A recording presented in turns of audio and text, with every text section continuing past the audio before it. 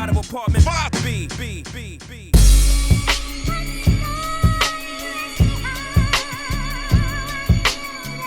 You're now tuned into the Apartment 5B podcast, where we chop it up about hip-hop, R&B, sports, love and life. Hosted by Kill.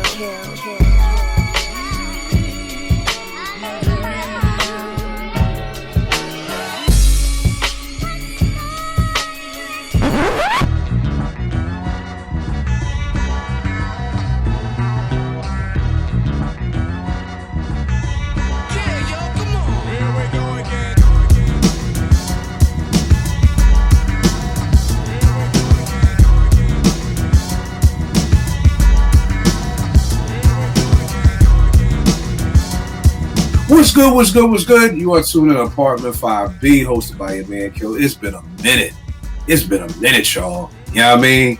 Good to see my people's back in effect. I got my brother, the R&B guru, JR. What's going on, bro? What's going on? Feel good to be back. Like you said, it's been a minute. Right, my brother Vern out at ATL. We had to take care of the Braves for y'all, man. But you know, it's all still love. Hey, man, you know, tip of the cap to the Phillies. You know what I'm saying? I ain't that type dude or whatever. They was hot. I mean, they was this year. They was what the Braves was last year. So tip of the cap to them. No doubt. My brother Vegas from BK. What's going on, good brother? I'm not used to this mellow ass Kill. I don't really like that At all. I don't like that dude. At all. Oh God, my brother Rel out at Philadelphia. I know he's in a good mood. Eagles, Flyers, Phillies. I don't know about these Sixers right now, but you know. Yeah, I can't focus on them right now. It's too early. what they doing right now? I left the game. It was like a 2-point difference. They hooping up against Milwaukee. The problem is Embiid just looked like he bored out there. Like it was the same thing in the Celtics game. Lazy passes and he's not playing like I'm like, dog, this is the best team you've ever had. Yo, you just came back off of back-to-back almost MVPs. I'm thinking you come out here hype like, bro, he threw so many lazy passes in that Celtics game, and even now he's like not getting in the post. It seemed like he unbothered. Like you playing this like this game 48, nigga. This game number 2. If he drives to the rim, man, I mean he getting 30 something now. That dude nigga average 50 points a game if he played in the paint. I mean I don't like him, but I respect that dude is a beast. I don't get, bro. Here's the thing: you're playing Boston in Boston. Nigga, them fighting words. Then you play in Milwaukee. The first 2 games is up against 2 teams that could be Eastern Conference champ. You should be putting the smack down like, nah, nigga, we here. And this nigga, you know, out here chilling or whatever. I don't know, man. I don't know what's going on. I can't call. But back to the debates, the discussions. I missed y'all. We chopping it up about the year 1992, man. To me, one of the dopest years of hip hop, man. And R&B, some dope R&B, but hip hop was just bananas. Trying to come up with a top 5, like I got a top 10 list, and some of the albums I couldn't even put it slept on because they not slept on because people talk about them, but they just couldn't make my top 5. So we're gonna be talking about dopest MC of that year, top 5 albums of the year, some slept on albums, dopest producer, all that good stuff. Let's jump right into it. Top 5 albums of the year, y'all. I gotta go in no particular order. I gotta go with my favorite Gangstar album, Daily Operation. It's my favorite Gangstar album right there. I gotta go with Dead Serious by Das, man. I know some people try to play them off like they was a one-hit wonder. Niggas don't know what the fuck they talking about, saying any type of nut ass shit like that. I gotta go with Business Never Personal, EPMD. You know what I mean? Crossover, Headbanger, all that great stuff. I gotta go with What the Album by Redman, and I gotta go with The Chronic by Dr. Dre. You know what I mean? Those are my top 5 albums, and so many other albums for me. We're gonna talk about this more during the show, but like just what 92 meant to you, you know. And for me, this is a huge year because this is my first year in college. It's my first year at Morgan State, so all of these albums just bring me back to that freshman year of Morgan. So we're gonna be talking about that 92. But there's still so many albums that I probably had about 12 albums listed that could have made the top 5, but those are the 5 that I had to go with. Vern, what do you have for your 5, man? Chronic, Bizarre Ride, Far Side, Okay. Since Porsche ain't here, I'm gonna throw in "Way Too Funky" by DJ Quick. Shout out to UP. For everybody watching, Porsche actually likes DJ Quick. So, you know, normally when we throw shit to Porsche, it's because it's some Drake shit that people she don't like, but she loves Quick. So Right. So that's 3. I'm gonna go 4. Mecca and the Soul Brother, and I'll probably be the only person on this show that picks this one. I'm gonna go 3 years, 5 months, 2 days, Arrested Development for a lot of different reasons. I mean, I hung out with them a lot and stuff. I mean, that album did something different. So yeah, those are my 5. All right, I got several more, but yeah. We all gonna dive back into several more because it's way too much that came out this year. JR, what about you? Well, all of mine is R&B for real because I got like 12 to be honest. Damn, I bulked out. I ain't even name my R&B joints. Give me 1 second with that. R&B. I mean, keep it a buck. I'm assuming most of us will probably have the same things. What's the 411, Mary? You know what I mean? You know what, JR? Live with yours because you don't R&B, so I don't even want to take it. All right, well, so you roll with Mary. Yours. I got Mary, Bobby, In Vogue, SWV, and CeCe Peniston with Finally. Okay. Those are the top 5, but there's more. Okay. All right. I got Mary. What's the 401? It's about that time. SWV. Here's the thing. Who on the TLC tip? I love that album. It's on here. I got that. I love that album. I love that album. Yep. I got Love Deluxe by Sade. I'm ashamed that you left that out, JR. I know Bobby. He can only do 5. I know, but Sade is Sade, nigga. Sade should be knocking everybody out the box. You know what I mean? We done had this discussion, so whatever. Call it what. Well, I apologize, brother. You may have been sipping on that red cup. I don't remember this discussion. There's some Sade hate going on around here. Mad about it too. Y'all know I missed that. I missed that memo. What? You don't fuck with Sade? No. Well, you don't fuck with him either, Vegas? You don't fuck with Sade either?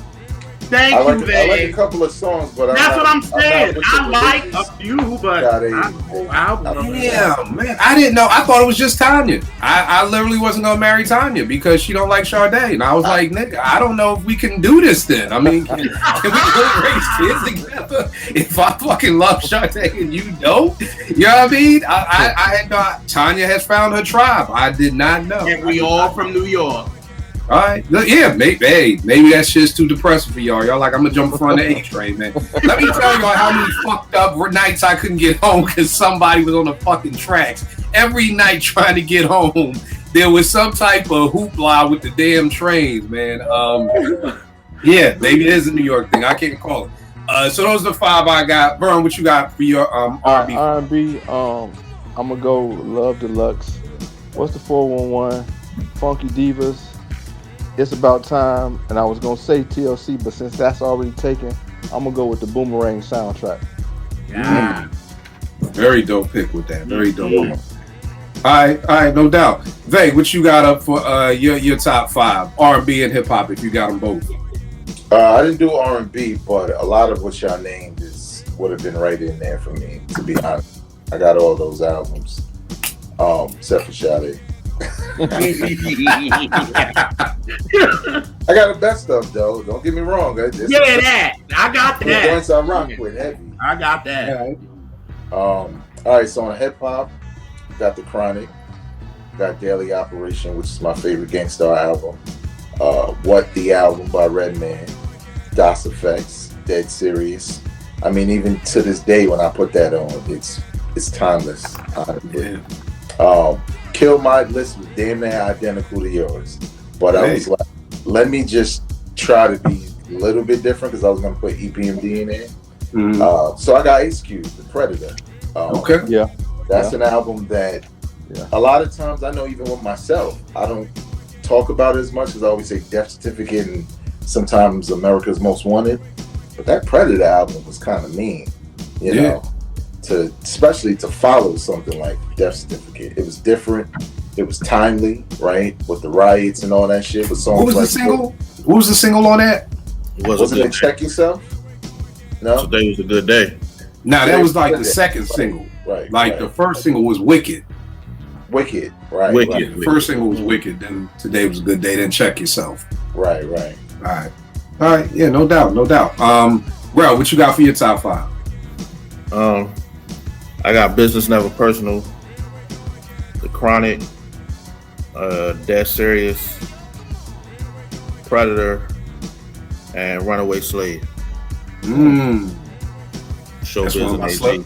It's one of my slept on joints that I got on the cut for that joint. Any R&B? I didn't do R&B. But most of what y'all said, that Boomerang soundtrack, that was a good pull. I like that album a lot. Yeah, no doubt. Eddie, what's good, bro? What's up? Everything good, B? Yeah, what you got for your top 5? So for albums, I got hip hop and R&B. So for my hip hop, I got Mecca and the Soul Brother, The Chronic, What the Album, Daily Operation, and Don't Sweat the Technique. Okay. And what R&B joints? I mean, it was, I will say, man, it's tough because, like, doing the research, like, you realize, like, how many dope albums dropped, like, in 92, right? Like, it is wild. But, yeah, so for R&B, I got, and both of these lists is, like, no particular order. I got What's the 411, It's About Time, Ooh on the TLC Tip, Love Deluxe, and Funky Divas.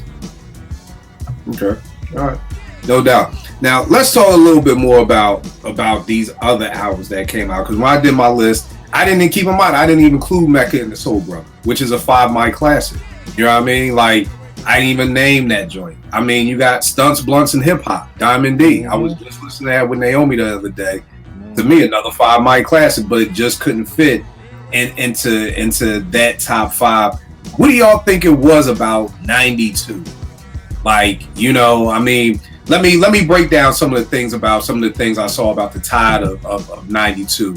One, I felt like we were seeing the beginnings and the origins of 2 of the dopest producers that we would ever see with Pete Rock and Premier. Like, I felt like this was their coming out party. Step Into the Arena was dope. I mean, Just to Get a Rep is my favorite Gangstar song, but I think Daily Operation Time, like, 92, where we're like, hell, Premier got some shit. Like, I can remember being at Morgan having those Pete Premier debates on who was better. Pete's coming out with, Mecca and the Soul Brother. So we're seeing the origination of that. But the big thing is, I mean, and I think we've all named it, was The Chronic. You know what I mean? Would you say in 92 that this was, do you feel like, because people always talk about how, like, Nas brought it back to the East Coast, but to keep it a buck, all the albums we're naming, outside of Burns, Far Side, which is a whole nother question, because even though they're from LA, they don't seem LA-ish. And I've always wondered that. Like, do LA dudes like people like fucking Far Side? Because they were very New Yorkish. You know what I mean? Like, same thing with Cypress Hill. I thought Cypress Hill was from Cypress Hill, Brooklyn. Like, the Alcoholics don't sound West Coasters, but neither here nor there. Do you feel like The Chronic was such a big album that when Illmatic dropped, that and the Wu dropped in 93, that they had to take it back from the West Coast? The Chronic was a force of nature. I mean, I don't care what coast you were on.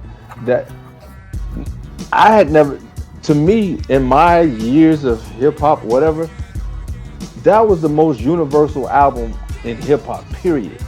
I mean, and you got to think, who's the most famous rapper of all time now? Famous. I'm talking about white suburban soccer moms and in the hood. Snoop. Yes. I mean, and that was the birth of him. So that album was unlike anything I'd ever heard. Okay. What do you think, babe? Yeah, I agree with Vern. I feel like The Chronic was so big, it kind of cast a shadow over everything else that was happening. Whether, it was any of these albums that came out, because Snoop was so new. Every verse he was already killing it. Like, he already killed it with Deep Cover. But every verse he had on the album was crazy. The beats were crazy. They had this group of new cats, right? That we didn't know. So we hearing Corrupt for the first time, and Lady of Rage and RBX, and it just kind of put all the attention on Dr. Dre, Death Row, even though we had these other albums that are like classics and legends, right? Being introduced like Redman and shit like that. But it was just that because the Chronic, what made the Chronic so different from the rest of those albums is pop culture. Regardless of the content, the Chronic was popular, and it didn't compromise any of the gangster shit, anything they had to say that was righteous, right? Compared to the riot situation, it addressed like beefs. It did everything. You know what I'm saying? So it just really cast a shadow over hip hop as this thing. Like he said, it didn't matter where you were. Don't be fooled by those crowds at the Source Awards. New York was fucking with the Chronic and Death Row and heavy, like heavy. But I think that was it. It was just the biggest thing out, you know, at that time. So it's funny here because I'm looking at the Chronic dropped December 15th, 1992, and that makes sense to me because, Veg, I don't know how it was for you your freshman year. A lot of these albums that I'm talking about was that first semester of Morgan, moving in, dorms, all that stuff. So with the Chronic not dropping until December, I was already home for my first semester of college. Because in my mind, I'm just like, yo, why don't I remember us banging a Chronic like that? And I mean, of course we did, but that second semester. You know, whereas a lot of these other albums was, I remember moving in, meet people, whatever. So this makes perfect sense to me. Like, because I'm like, yo, I just don't remember it like that. But that's because all that other stuff was the summer of graduation, you know, summer of your high school graduation, going to Morgan, freshman orientation, moving into the dorm. That's why a lot of these other albums stuck with me a whole lot more than the Chronic. Not saying I don't love the Chronic, because I do, but that makes perfect sense that it dropped. Let me just give you one example for myself that's comparable, especially since we went to the same school. For you, you know, you had a lot of these albums happen at those memorable moments in your life, right? I'm about to go to college. I graduated. It's the summer. For me, it was Purple Tape.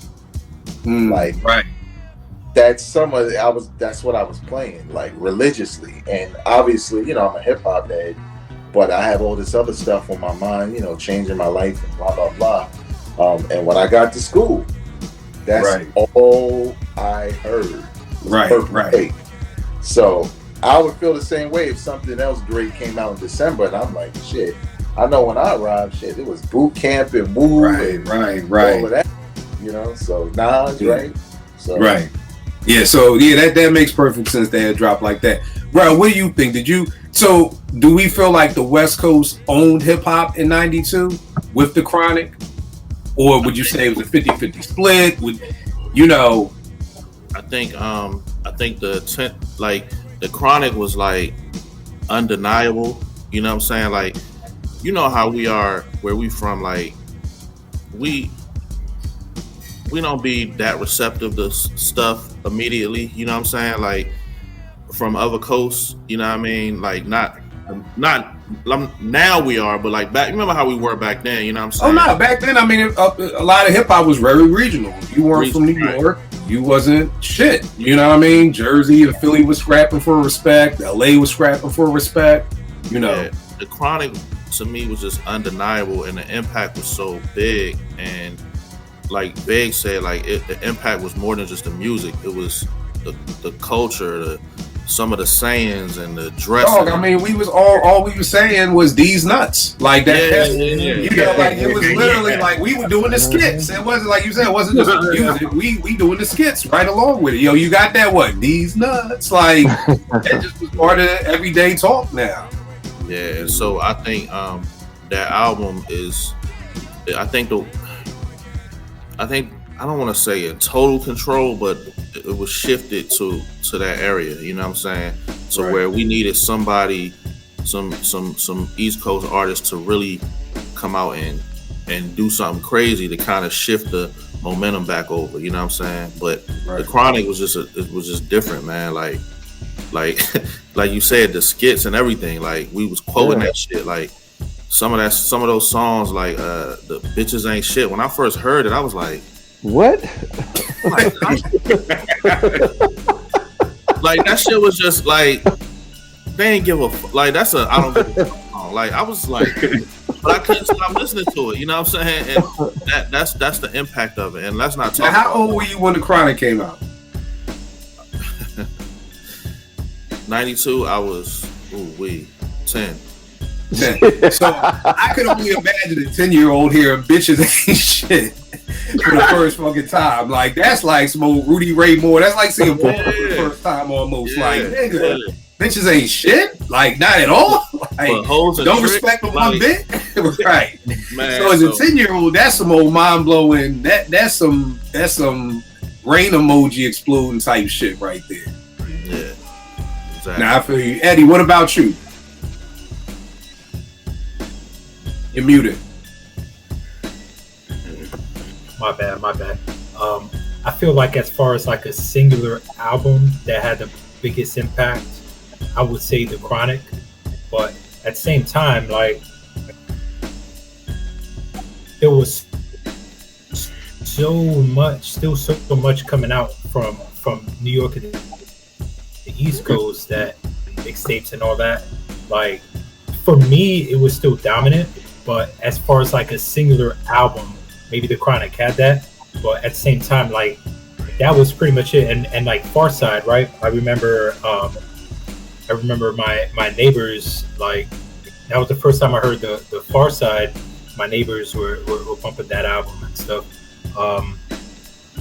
But yeah, to address that, I also feel like with regards to like the Farside and other groups not sounding like the West, I feel like it's a little bit unfair to say that, just because I feel like when you look at like the NWAs and like, you know, what Dre did and then Snoop and all that, right? They took a particular sound and it became popularized. But I feel like the West Coast was always very diverse, whether it's like the up north Bay Area influence, or even like stuff that was different movements that was going on in LA, which, you know, obviously I wasn't there back then, but obviously find out later, right? Because you could listen to it. And just like with the East Coast, there wasn't a real singular sound, right? There was a lot of diversity in the East Coast. I just feel like, especially us being from the East, when that was primarily what we're hearing from the West, it's like that particular sound. Then it's easy to say, yeah, that sounds more East Coast vibe, when really they were already diverse, if that makes sense.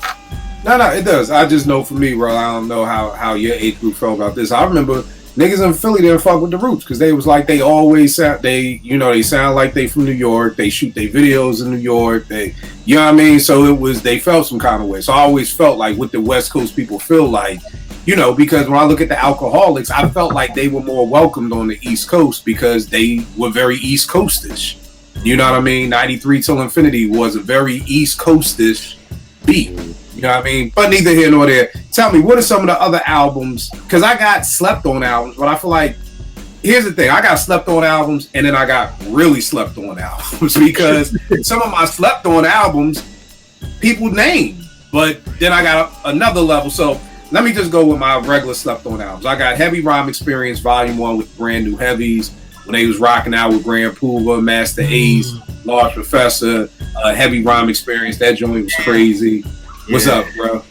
That's a good one. That was a good album, man. God. That joint with Puba. To this day, he got one of my favorite quotes. If the show ain't for dough, then you won't see the bro.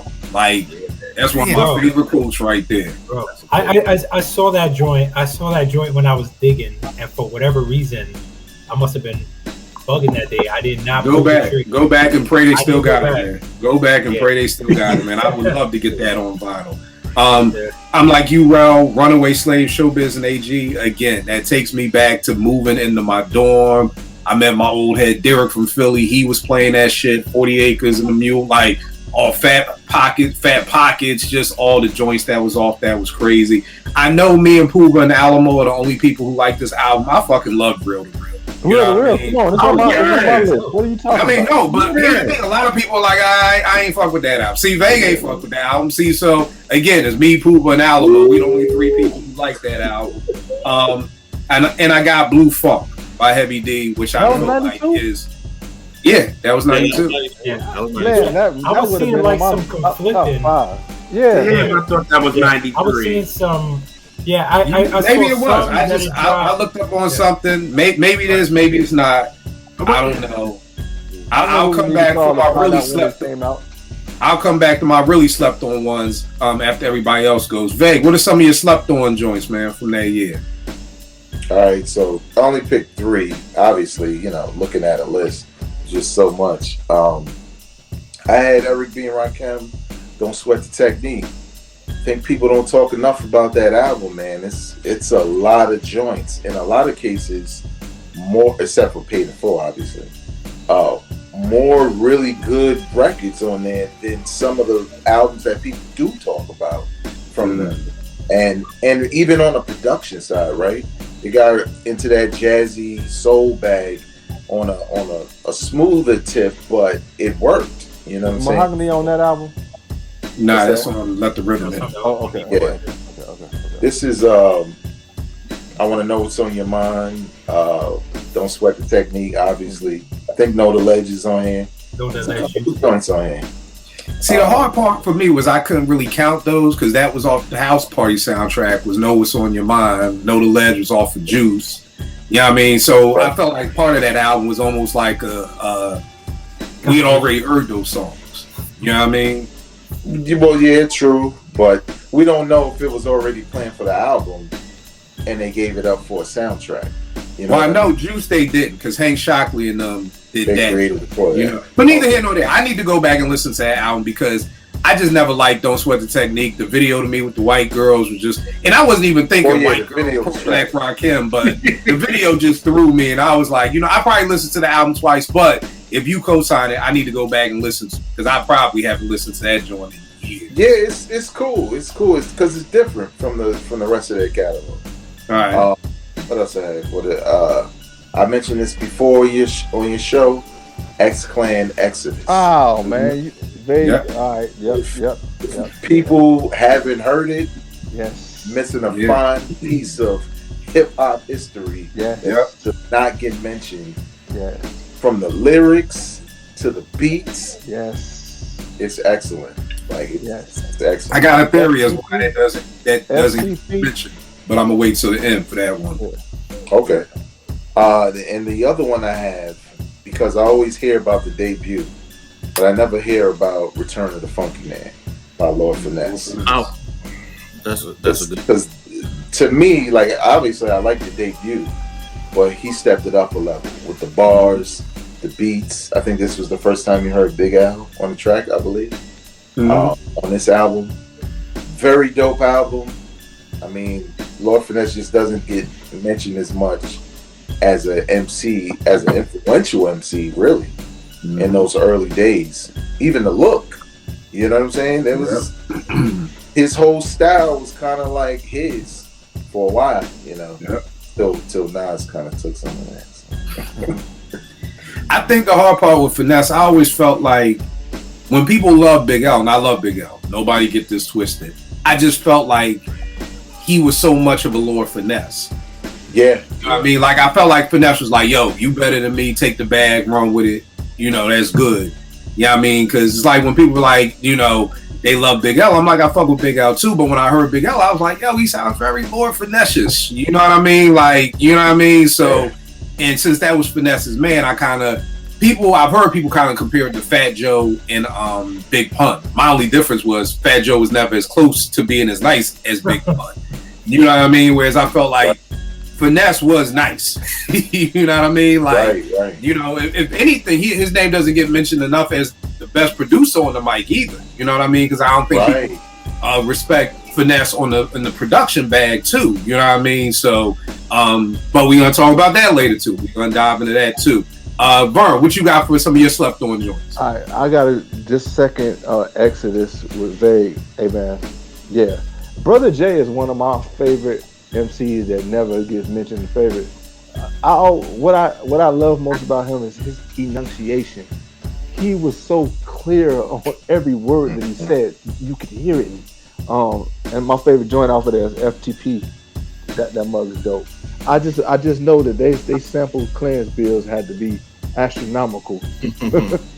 I wonder, because again in '92, yeah, because we passed the Bismarck. I need a haircut. I don't think so yet. I think that's '93.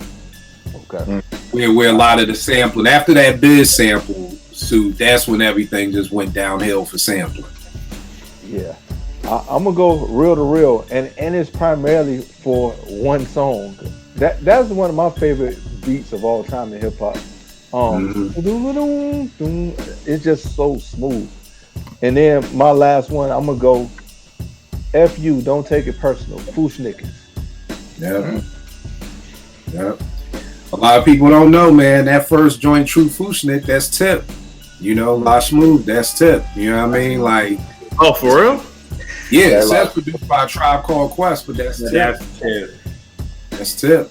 You know what I mean? So, because I never forget, I'll talk about that album for mine. That's under my really slept on album list. But man, when you put on True Fushnik, when I hit play, I was like, God damn, like that. Yeah. That's the album. That just sets you in the mood right there, man. You know what I mean? So, hey, yeah, I might have asked this question before on this podcast, but because I was probably too young to really think about it at the time. But did y'all think that Fushnickers were biting off of Dawes Effects? No. At the time, I didn't, because I felt like they were just super rapping. You know, I didn't hear a lot of diggity. I could be wrong. Keep in mind, you know, I'm 92, I'm 18, so I'm not. And y'all know me. I don't know. You know, I'm always into the beat, so I'm not really listening to lyrics. Off the top, it wasn't. I just remember seeing a video, and these niggas was in a fucking Chinese box, taking out a box in the field. You know, I apologize. Naomi's working with me. Asian box. You know, I don't know no, it's Chinese food. I can say Chinese food. I'm learning when I can't say Chinese and I say Asian. So they wasn't a Chinese food box. But I thought it was dope. Like I don't remember nobody in my crew being like, oh, they biting Dawes. It was just like, yo, like dude got an ill style because he, you know, going real fast. He had the dreads. What you gonna say, Vay? Chip. Well, one quick thing. Asian box has a whole other meaning to it as well. Yeah, that's true. It's very true. It's very true.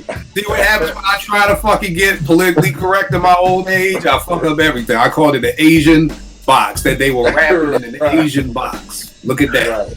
As a whole nother website. Whole nother website. Three niggas inside an Asian box. Wow. Rapping while in an Asian box. So it's one nigga who's like, oh, I saw that video.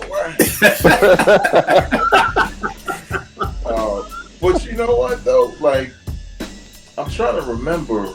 Was Twista out by then? I don't think so. And if he was, I wasn't tapped into Twista. So he may have been, but I wasn't tapped in. I think I didn't look at them as a Dawes Effects like ripoff, but I felt like I heard that fast rapid style before, and that's what I paid attention to. Because I didn't really look at them as originating anything except for the kung fu side of it. You know, by the way dressed. So right, yeah, that's funny. But Fushnik. Vern, we did yours. JR, any slept on? Why do I keep forgetting R&B? Let me go back to my slept on R&B. Slept on R&B. I have Finally by CeCe Peniston. I love that album. I love CeCe Peniston. I have Unplugged by Mariah Carey. Nobody really talks about her Unplugged album like that. Here's another joint. If I Ever Fall in Love by Shy. You know what I mean? And again, this is 92 at Morgan. I just remember that single being out, playing it all over campus. They went to Howard, which is right down the road from Morgan. So it was like, yo, this is dope. They had the joint Comforter, which was dope too. And then they had a follow-up song. Do you remember what that was, JR? Baby, I'm Yours. Baby, I'm Yours. That I really fucked with. They did that on Howard's campus. So those are the three that I had. as slept on. Veg, you didn't do R&B. Vern, do you have any R&B slept on? I just want to come back to R&B and talk about how big, and you probably wouldn't think of this if it weren't for TLC's emergence. I don't think we get the Atlanta explosion in music, period. Which, I mean, if you think about, where did Outkast's first song come out on? On a LaFace Christmas record. You know what I'm saying? So there's a lot of things. Oh, it was the LaFace Christmas record, right? That's what you. Yeah. I mean, but there's no LaFace. There's no LaFace without TLC. Right. Yeah.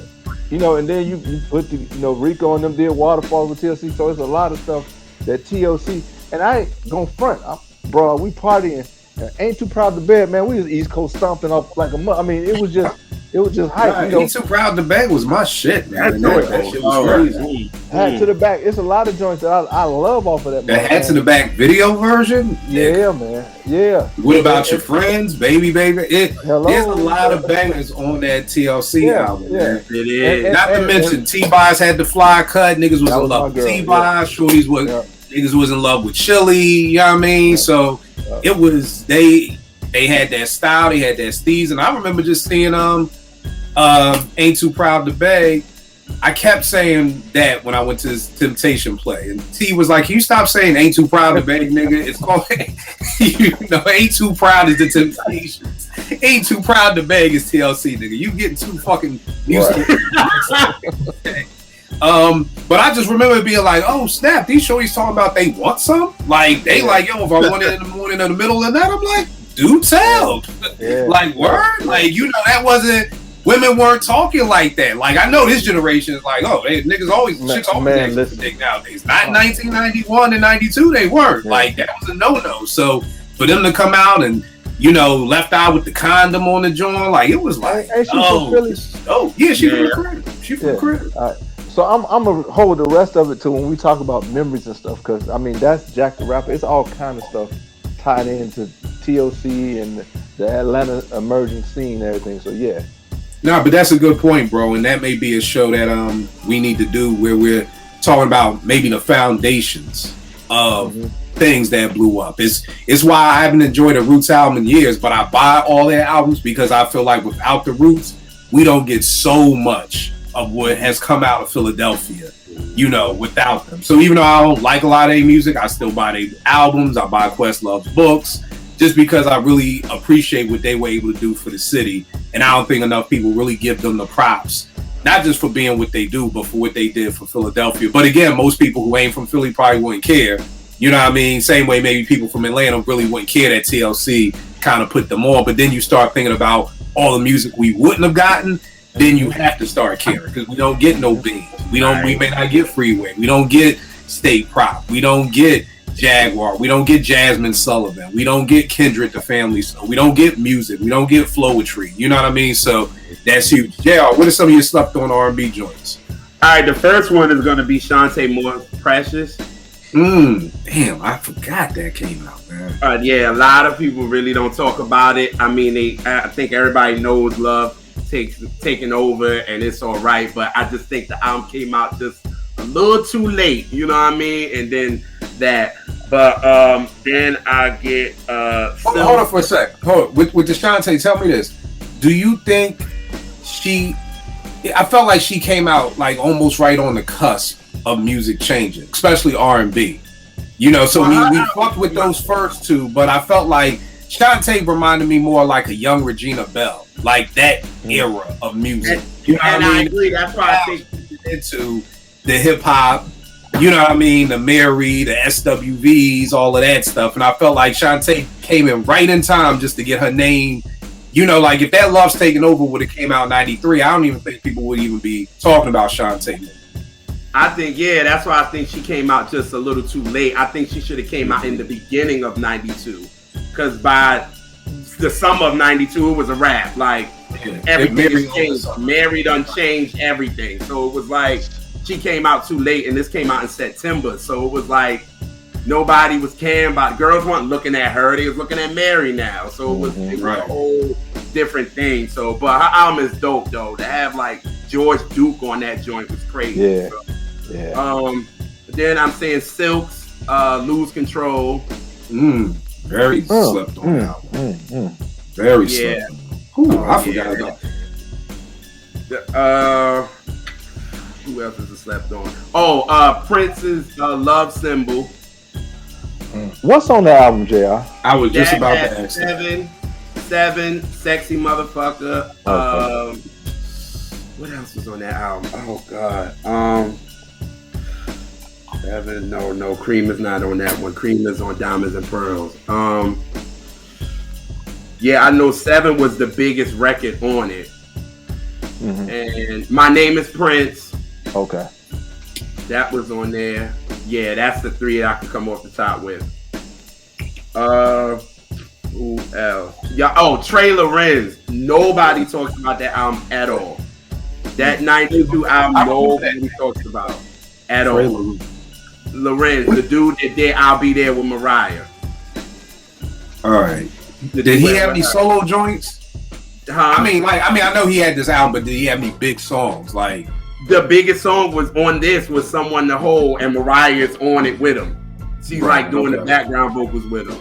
So, yeah, that, and I'm trying to think of one more that's left. Keep it going on with High Five.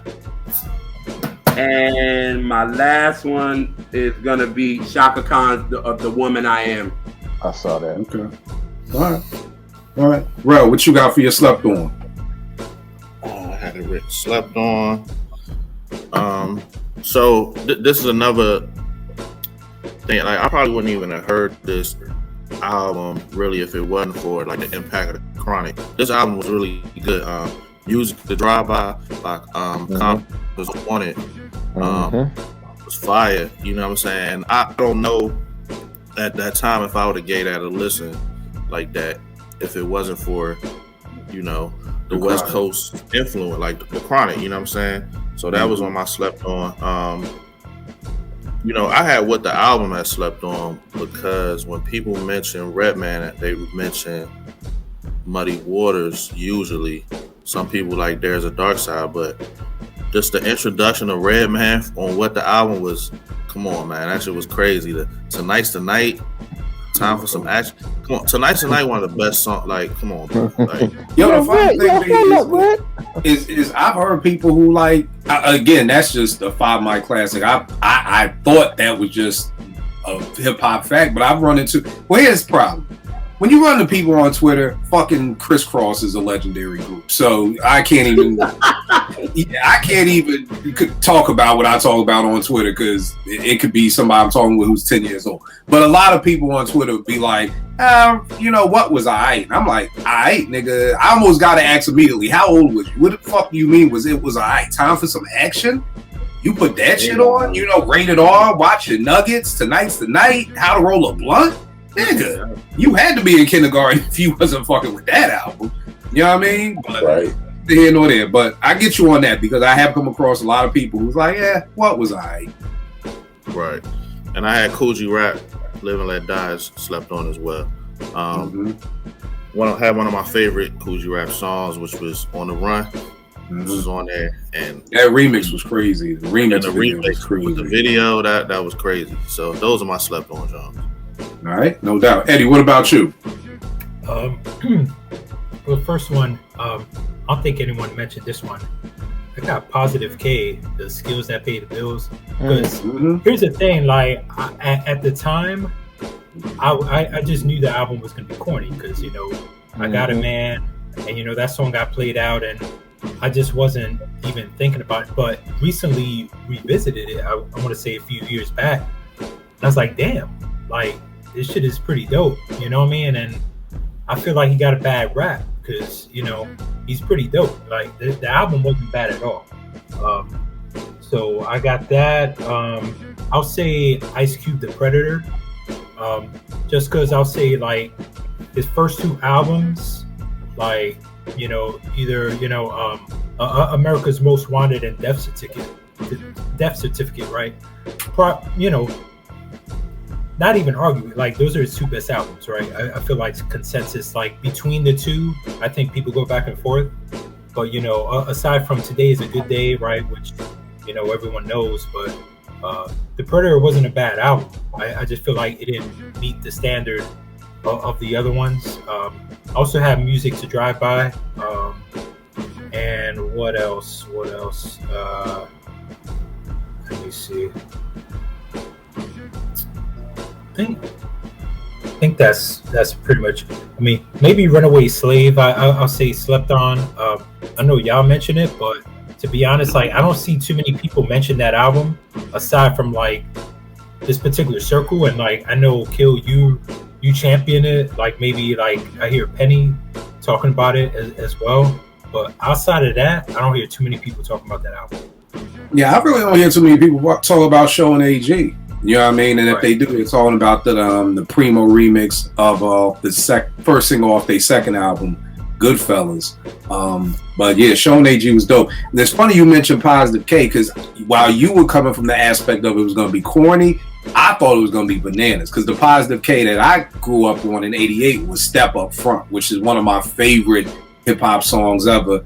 Night Shift is on here, but Night Shift was floating around back in like '90, and Kane was doing on the chorus part talking his shit, and that shit was crazy. So when I heard You Got a Man, I was like, oh, this whack, nigga. Like, how you go from Step Up Front and this, and the joint he had with Light, God, what was that joint, Vague, with Light? I'm Not Having It or something? Yeah, Not Having It. Not Having It was dope. So I'm hearing like, Paz K, Step Up Front, I'm Not Having It, Night Shift. I'm like, yo, his debut album gonna be crazy. And I heard You Got a Man. I'm like, bro, like, nah, this ain't it. I hated that song. I'm gonna tell you another reason I hated that song, and I hate when rappers do this. You have a girl in the video, but your voice is the voice of the girl on the song. Why can't y'all go get a chick to say that part? You know what I'm talking about, Kill? I know exactly what you're talking about. The only asterisk that I could put on that is the only thing I compare to is maybe this is what happened. Back in those days when studio time was $1 million, maybe, because this is what happened with Master Ace with me and the Biz. Biz was supposed to come.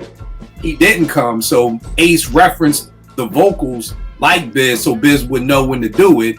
Biz never showed up, so then they had to drop it like that, because it was like we don't have time to go back in and pay for more studio time to get Biz to come in. So that's why we got that. The only thing that I could remotely say is maybe they were trying to get a female to come in and she didn't, and it was like, fuck it, you gotta do it yourself. But nah, I'm with you 100%. Like, dog, yo, you in Brooklyn, yo, there's some shorty somewhere on the block that can learn these rhymes or whatever like that, so that you can get this shit off.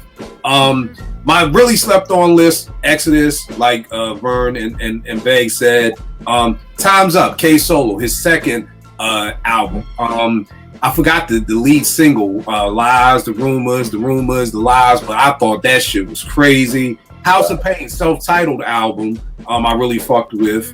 We had Jump Around, of course, it's not the Jump Around Pete Rock remix that we all love, but the OG Jump Around was dope. And I know me and Juju and Chi Ali are probably the only three people who like this album, but the fabulous Chi Ali, man, you know what I mean? AJ Number the Number, I used to fuck with that video. Truth be told, the album wasn't that great, but I really loved the remixes, the Funky Lemonade and Roadrunner. The remixes were much better than the original. I think the Beatnuts did do the first album, but this is the Beatnuts. Maybe I think this is the Beatnuts even before the EP. So this is like the Beatnuts just starting to make beats. So I don't think that they were in their groove yet or anything like this. Hold on, Kill. I'm 10 years old. I love Funky Lemonade, bro. You're 10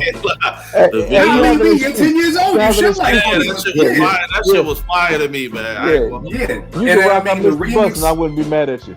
Yeah, the remix for that and Roadrunner to me were crazy. It was almost like, and if you look at the remix for Roadrunner, you could see how his voice was maturing a little bit. He wasn't the same little kid anymore. The Beatnuts probably kind of got some beats under their belt because those beats were much doper. All right. Hey, Kill, hold on. Is Let the Horns Blow on that album? Yeah. That mug was dope. I don't know if it's a remix, but it was a posse cut. Yeah. Yeah, that was his only album before the nigga had to go on the run. You know what I mean? So Right. I tell you, here's the funniest story ever, man. I'm in a barbershop around the corner from my crib. I live in Waldorf, Maryland. Nigga walks in, looks like Chiali. I'm like, oh shit, nigga looks like Chiali. Fucking this Chiali. I'm like, nigga, fuck are you doing in Waldorf, Maryland, or whatever like that. Me and he goes to the same barber I go to. I was like, yo, get the fuck out of here. That's when I brought his book, but the damn font is so goddamn small I can't read it. But here's the thing: MC of the Year for 1992. I'm intrigued. I'm going Snoop for the MC of the Year. Runner up, I got Redman. Yeah. Vern, what about you? The exact two that you picked in the exact order. JR? The exact two. I gotta stop fucking forgetting about R&B with JR sitting right here with this red shirt. No, Mary is my singer of the year too. Mary is my singer of the year for that year. Vern, sing. Well, that's the album of the year. But if we're gonna say singer, I'm gonna say Cheryl Gamble. that part. Who's Cheryl Gamble? Coco. Coco. SWV. Oh, SWV. Oh, y'all pulled out the government. I ain't that deep in the game like y'all niggas. I'm like Cheryl Campbell. I'm like, damn. But you know what? Who running for office? About somebody But you know what? Right. I'm like Cheryl Campbell. I'm like, I ain't like School B. Like Coco, I don't even. It's SWV. I'm like Coco. I thought her name was Chili. I'm trying to put together names. I'm like, okay, Coco. But you know, it could have been any one of the In Vogue women, but I'm gonna stick with Coco. Yeah. All right. JR, what about you? MC of the year and singer of the year. Well, I'm gonna go with Coco as well. I mean, her voice, she came in singing better than anybody, to be honest. Like, so she gets that, and I'm trying to think who after her. Like you said, all the In Vogue girls. I mean, put them together, they did the damn thing. So I give it to them. All right, Veg, what about you? MC of the year. I have runner up. I have the two you have, but I have them reversed. Okay. Redman had an album.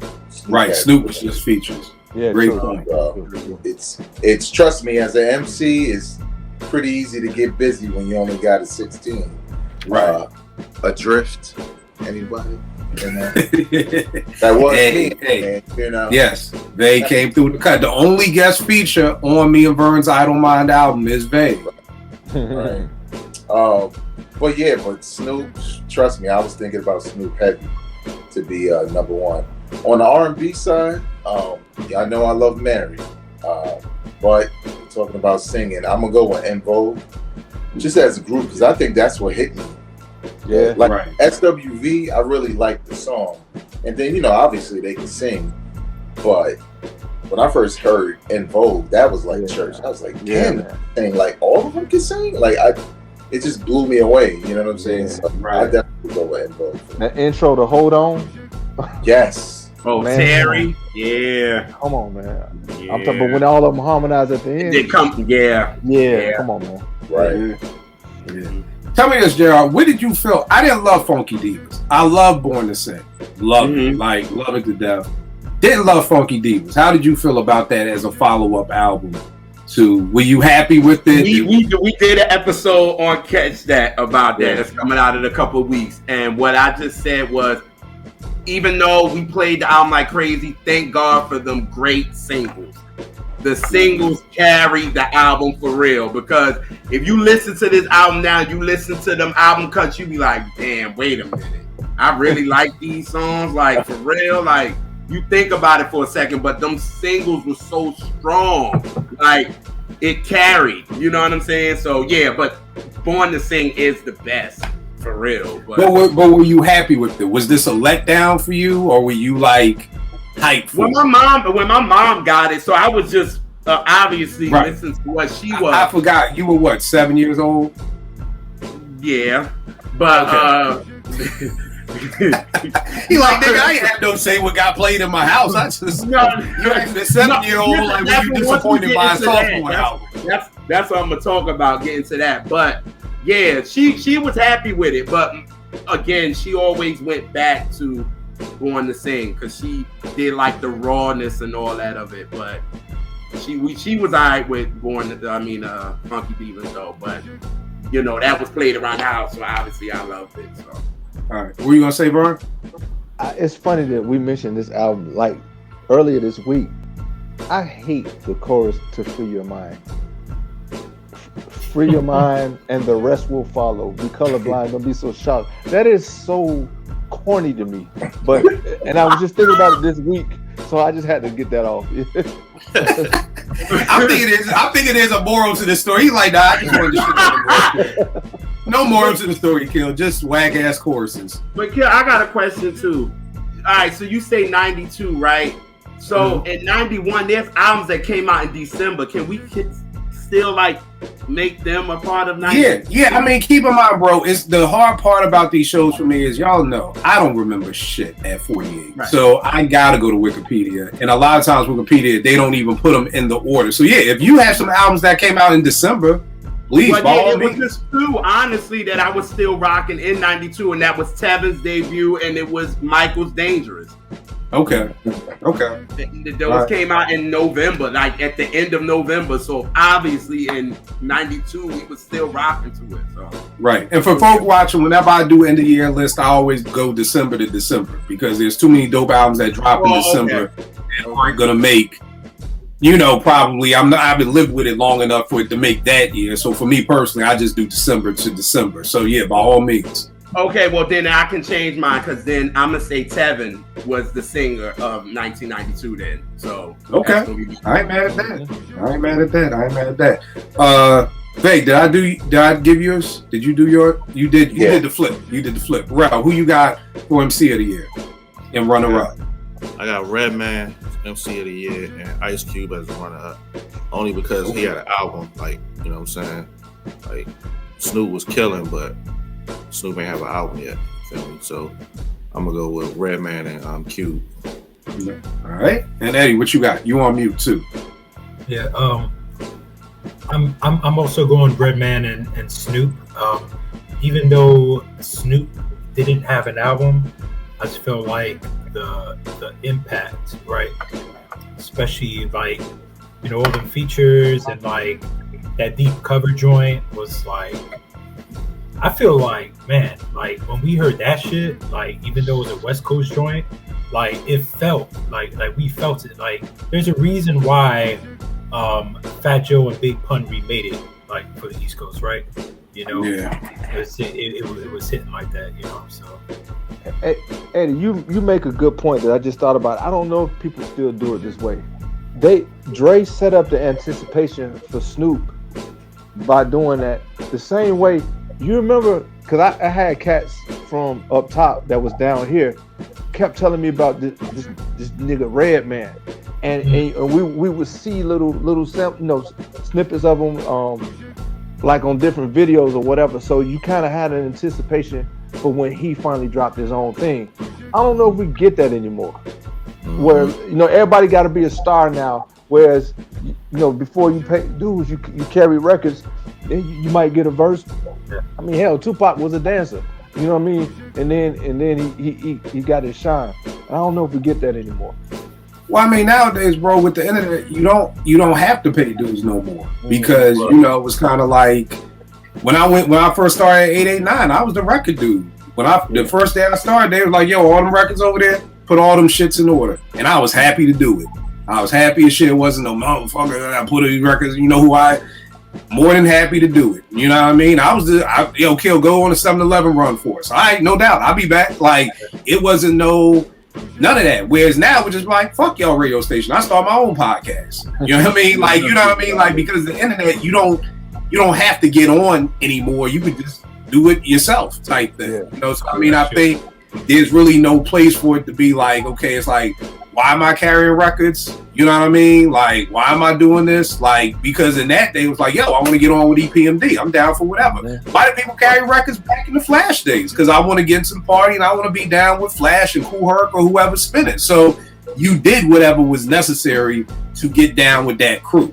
You know what I mean? And did it with no problem, but I totally totally get that and I mean, anticipate. you think about it, like even like even Nas, like people look at him as one of the GOAT. I mean, he was still rocking with MC Search and all them. You know what I mean? Like with those features, that really built up that anticipation. Even Tupac was carrying crates for Digital Underground. And dancing. Had it same song. And then keeping in mind too that during this time, people are trying to get them a record deal. So Nas is on Main Source as a feature, but he doesn't have a deal. So it's kind of like, yo, jump on this MC Search, joint, and we still trying to get you a deal. So, in some situations, it was like, yo, we got to get this deal. When Red was on EPMD's third album, I don't know if he was signed to Def Jam yet. So a lot of this was like, we found this MC. And again, at this time, these groups didn't have labels themselves to just sign themselves. You know what I mean? That kind of came with like the Nellies and all that when they started giving away deals, and that's when you could just sign your whole crew, to a deal. So it's like EPMD, Eric was probably still trying to get Russell to sign Red Band. You know what I mean? So it's like, yo, we'll get you on these joints to get people hyped for you. But again, we don't have to do that anymore. Producer of the year. On the hip hop tip, I got Eric Sermon as producer of the year. He's got the EPMD Business Never Personal. He's got What the Album.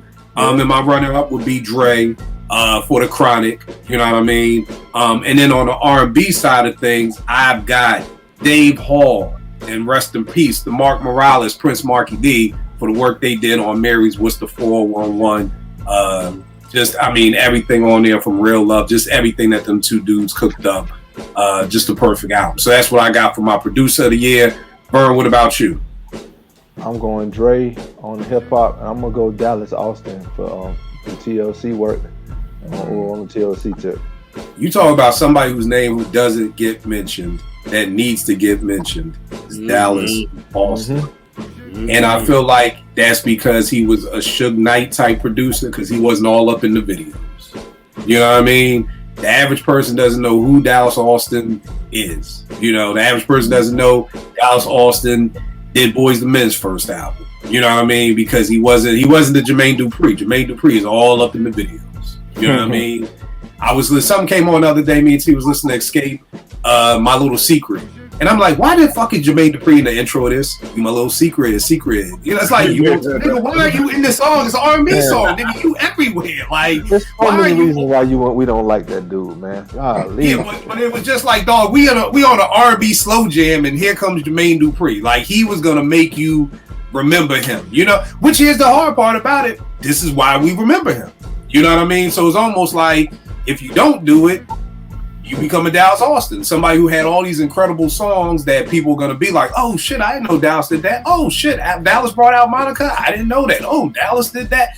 So it's the gift and the curse. It's like you either all up in the videos and everybody knows you, or you're not in the videos and you never get your respect. But Dallas Austin is definitely a huge pull. Rowdy Records, people don't talk about Rowdy enough, man. We're from Illegal on Rowdy. You know what I mean? It's funny, when I moved to Atlanta in 97, that was it for me. I was like, my face on that, I want to be Dallas Austin. I want Rowdy Records. You know what I mean? That's what I want to rock with. I fucked with their logo too, which was crazy.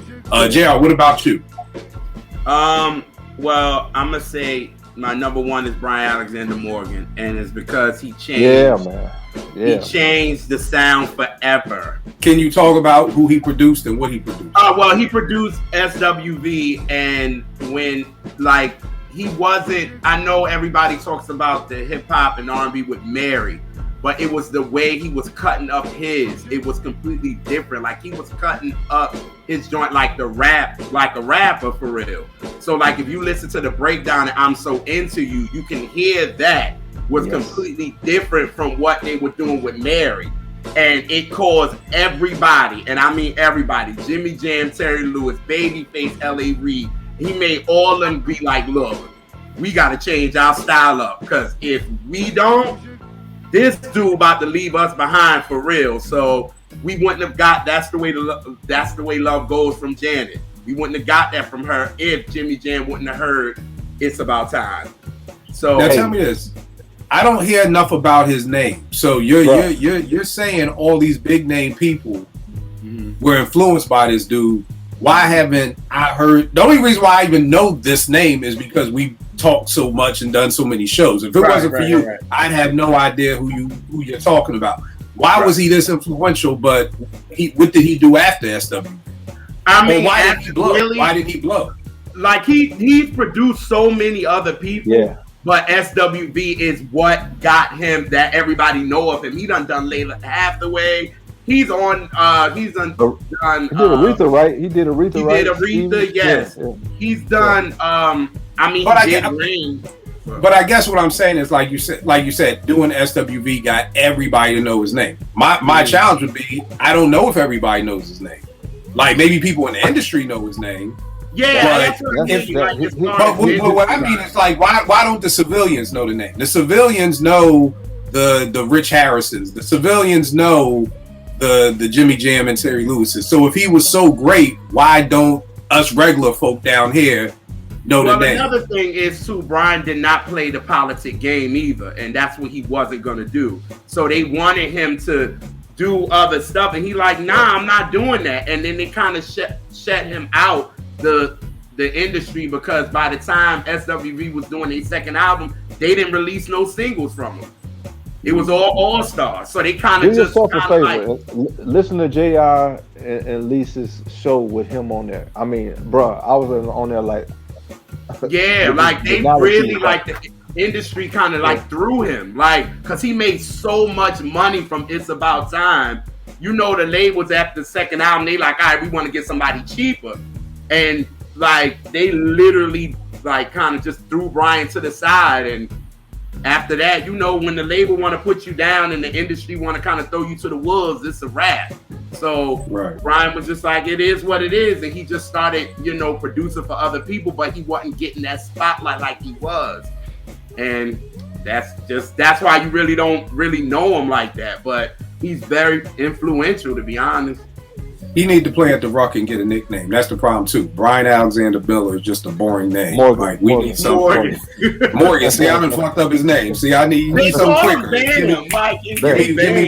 Give me Brian All Day Miller. Give me a Rucker nickname. You know, the Sham guy. Give me something fancy. Veg, were you gonna say something? Yeah, I was gonna say. I mean, I think it's a little subjective, because if your success, even with the first album, gets you work for the rest of your life, you are successful. Right. It doesn't matter if you don't have fame. It's just that I think it became a situation, right, where almost like the coaches are now famous, right, where the players were the most famous. But we could watch the Spurs, but at this point, it's no Pop. We don't know who the hell else is on the team, on the floor. That's right. We know Pop. You know what I'm saying? But Pop don't want to be known. You know what I'm saying? So it's the same thing with Dallas Austin, right? Like, the people who need to know, that's what he was. There it is. They know. And he still get business. Yep. But for him, I guess, you know, it doesn't matter if, you know, if the fans really know. I mean, most of us know, right? But as far as like, I didn't know. Yeah. I don't think I ever read the production credits in SWV. To be honest with you, I don't even know if I owned the SWV album until like later on in life. You know, I loved it because everybody had Morgan. That's a 92. Every shorty in 92 was playing that album. So, I mean, I don't even know if I owned it to even look at the credits. And I think at that time, too, with me, I probably couldn't tell you who produced Mary's stuff, you know, if I didn't look in the credits. You know what I mean? Because I would probably just assume Puff did it. You know what I mean? We gonna say, do you look at the credits now? But here's the thing. Now that I own the CD, nothing in my head. Like, I look at credits when it comes out. So when I finally brought the CD, I probably read the name, but the name didn't stick. You know what I mean? I'm just saying now because Brian is actually on Nas's King Disease. Oh, well, I haven't brought a CD like in. Oh, okay. So I haven't. That's my main thing. That's my beef with buying things on iTunes, that I wish you could buy it and then you got the download of who produced what. Like, I feel like that's the problem. Like, it gets lost. But what did he do on King's Disease? He did the joint with Charlie Wilson. Oh, word? Oh, that was his song. Yeah, that was his song, and he had to he wrote it, and Charlie Wilson came to his house and did it. Yeah, he talked about that. 85. Okay. I would say Brian Alexander Morgan. You know how they say your favorite rapper's favorite rapper. I think Brian Alexander Morgan is your favorite producer's favorite producer. He's right.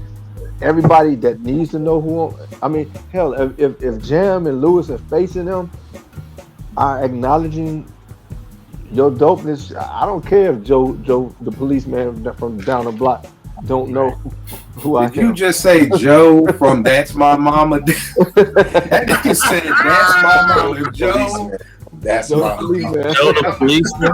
That's My Mama. Knows. Okay. All right. Cool. Brian. Remember the best part of that was you know him from. Right. You know him from. That's the My What's Mama. Going Down episode. The What's Going Down episode. All right, Bay, who you got for producer of the year, man? You know, for years I didn't know that was a real fucking show. I thought they made that shit up as a joke. Right. Oh no, That's My Mama was my That's shit. my mama. Isaac from the Love Boat was on that I mug. was crying when I saw the actual. I was like, "This is a show." Oh, shit. I was in tears. My brother was like, "Yeah." I was like, "Nigga, I'm not your age. I didn't know this shit was an actual show. I thought it was a joke." Like, Yeah, I thought it was made up too. right. Is there a What's Going Down episode though? That part, I don't know the episodes. It might be. It probably is. It might be. Because here's the thing: if you ain't young enough, but we tell you the bootleg episode of what's happening, niggas be like, "Is that a real episode?" Hell yeah, with the Doobie Brothers. That was a very good. That's when I learned what bootlegging was, man. On that episode, man. So it was a very real episode. Bay, producer of the year.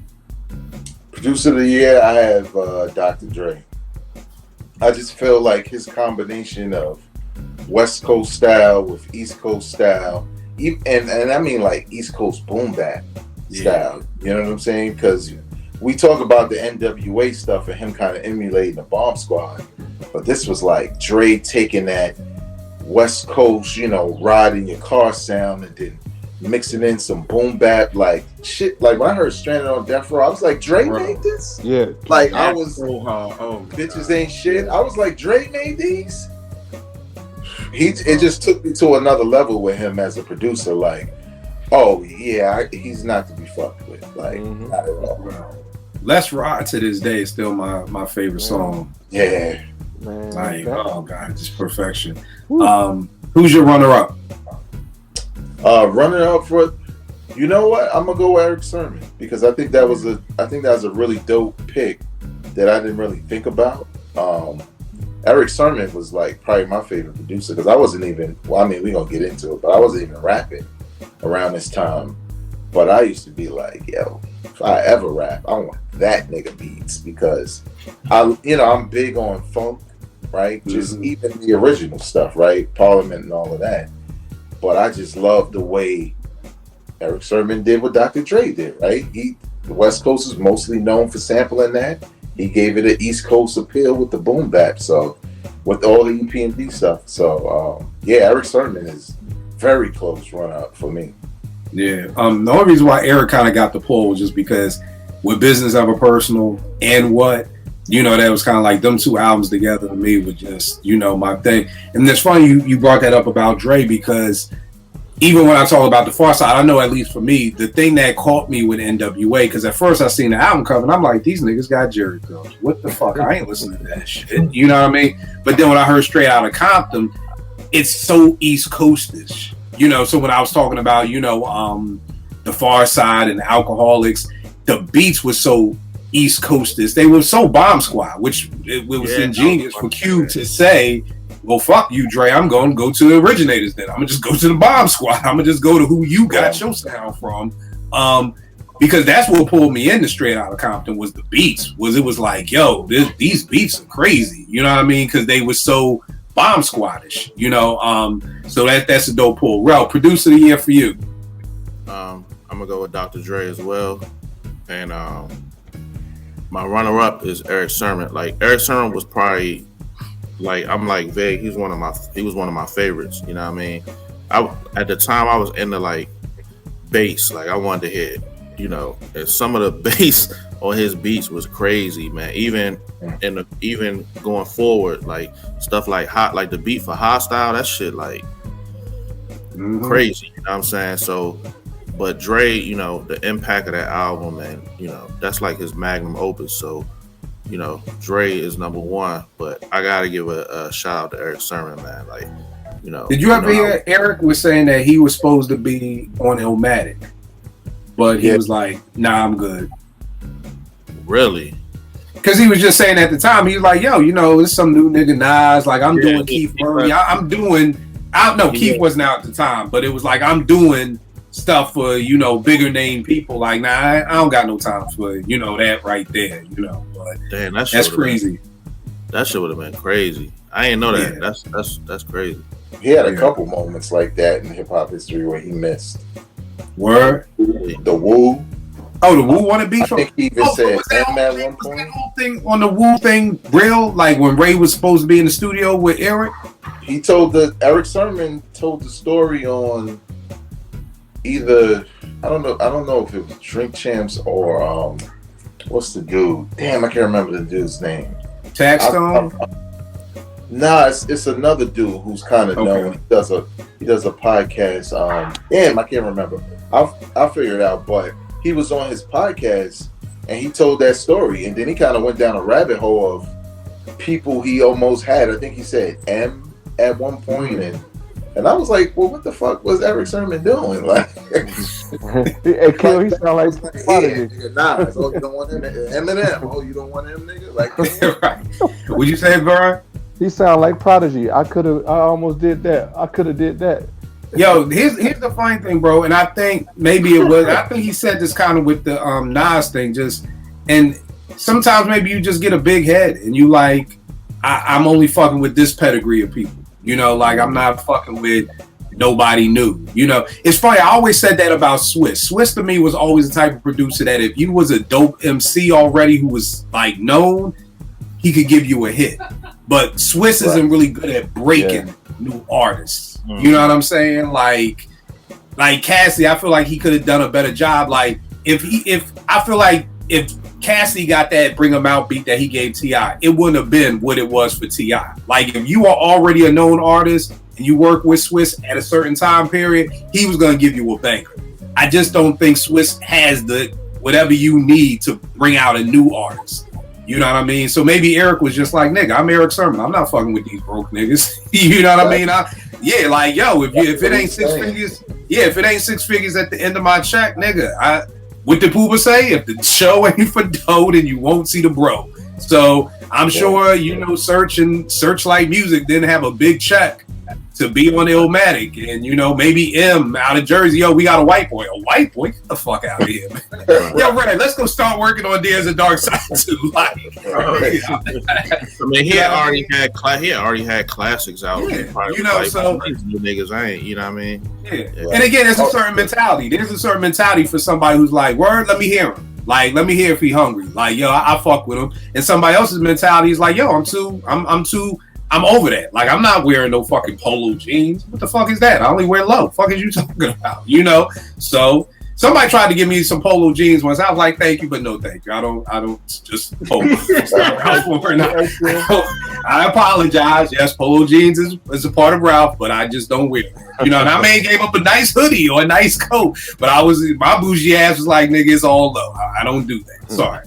Somebody else like, yeah, hell yeah, give me that polo jeans shit. Like, so again, the podcast. I didn't. I was trying to remember Doggy Diamond's podcast. Okay, he did some DVDs back, Forbes DVDs and all that. Right. I remember that name. All right, and Eddie, last up, producer of the year. Who you got? Yeah, I'm going with Dre. I mean, I think like if you produce the album of the year, like that changes the rules. You know what I mean? Like, I feel like that was a game-changing album and the album of the year. So gotta go to Dre. And then I agree with y'all. I mean, Eric Sermon, just being able to produce for his group and then, produce a debut album for a new artist and have it blow up, that way. And I mean, in reality, I mean, it had the EPMD sound, but it also had it. He kind of catered it to Redman too, right? It had certain elements of the EPMD sound, but he also catered it to Redman, so it kind of made it dope and unique as well. Yeah, crazy. All right, we gonna talk some of the things I found in '92. Let me know if y'all agree or disagree or have some other stuff. One of the first things I said in '92 is we're seeing the beginning of DITC. We got Diamond's first album.